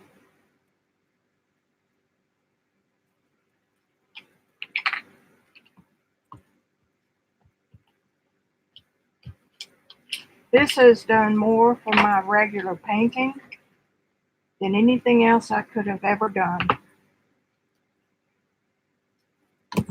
because I do more intuitive mark making and decisions rather than going to the computer and finding somebody who did it that way and tells me it's okay. And that's why I started in mixed media, by the way. Because if y'all have looked at any of my original paintings, you know that I love realism.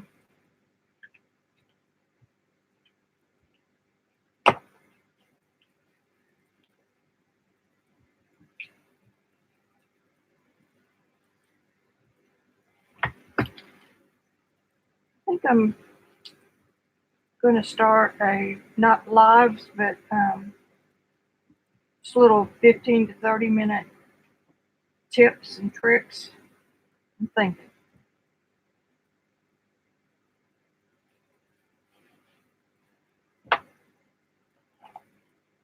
thinking if I would stick with it, and thinking if I've got enough to say.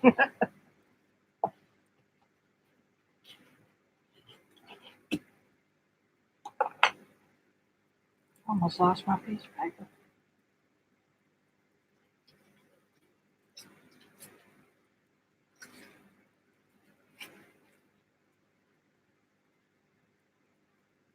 It's busy. Busy, busy, busy. I don't care.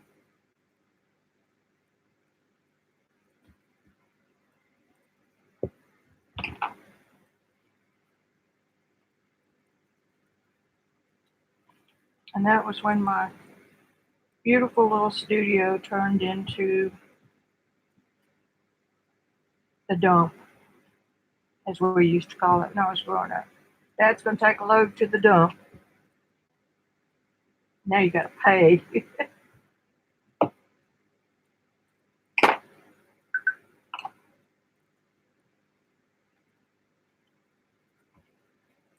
That is loud, but you know what? That's okay. You have days like that sometimes.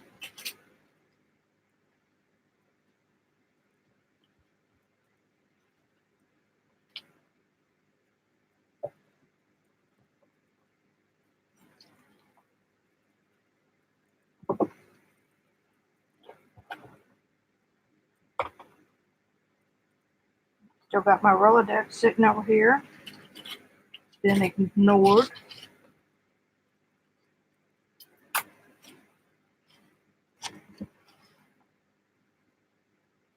I'm either going to help Shannon this weekend, depending on how many she gets, or just take it.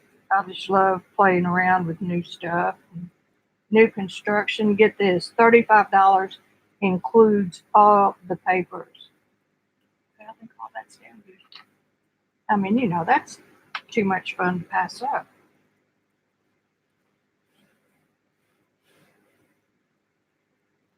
I'm thinking.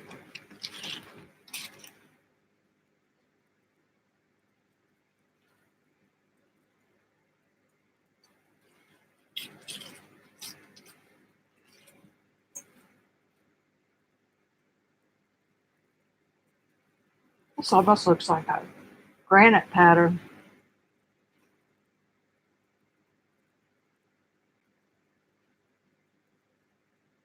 I'm doing it.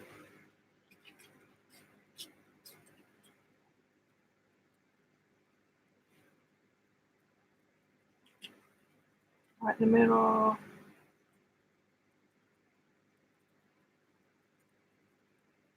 I like that.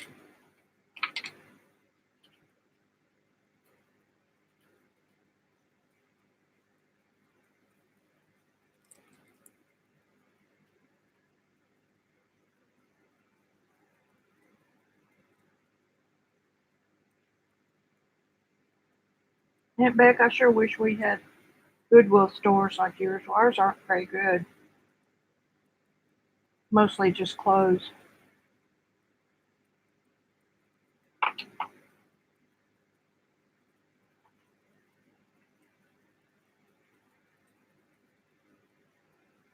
And since I don't get out very much by choice,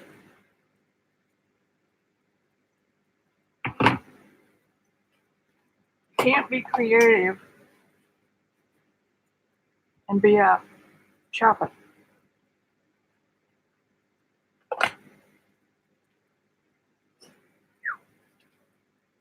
Busy, busy, busy.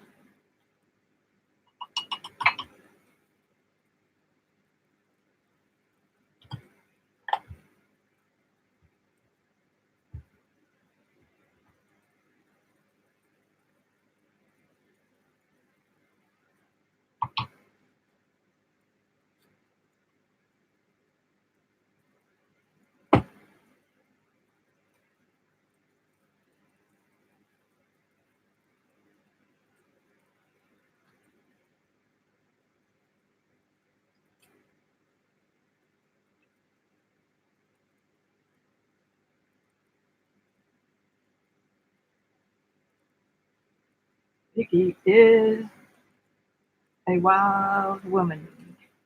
That's what that says. Nothing will show up over here, so I'm not going to worry about that. There you have it, girls, boys. Doesn't take very long. Uses up those papers that we make, and look there with a wet spot. Because I love to make the papers. And these just, no kidding, they just blend together like they grew there. Stick your finger in the wet ink.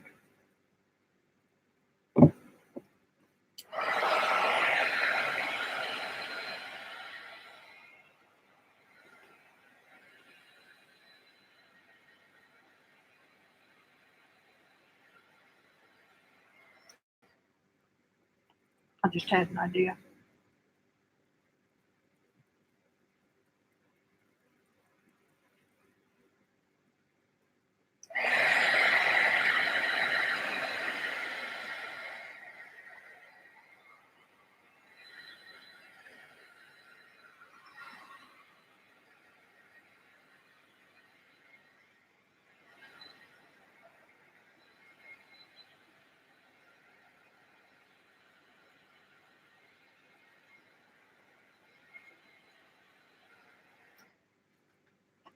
A long time ago, I showed y'all some stuff that I need to get photographed and use.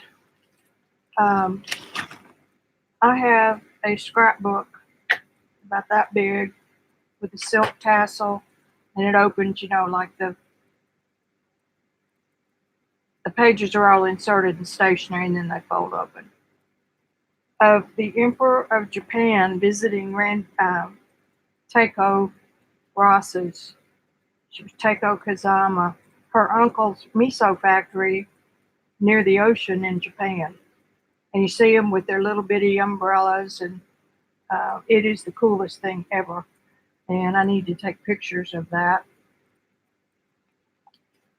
and use those prints in this stuff. I've got a bunch of her stuff put back, or not put back, just saving for a rainy day because I don't want to use the originals. Okay, guys. Did you get enough, Jill?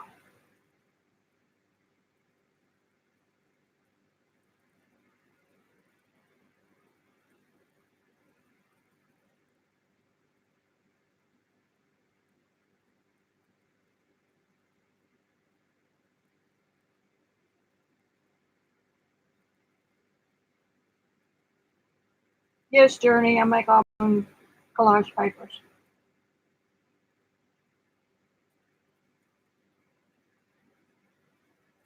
Thank you. I will see you guys Thursday at 4.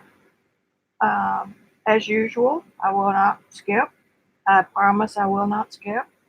You know, for all of its busyness, those spread isn't half bad. And nobody's judging. It's in my journal, for God's sake. This is so calm. And that's Wild Woman. My hair used to be just about that color, a little more red. And they saw me coming. Okay, guys.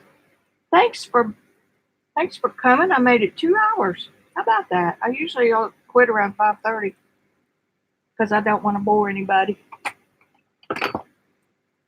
There you have it. Bye. Love you, and I will see you on Thursday.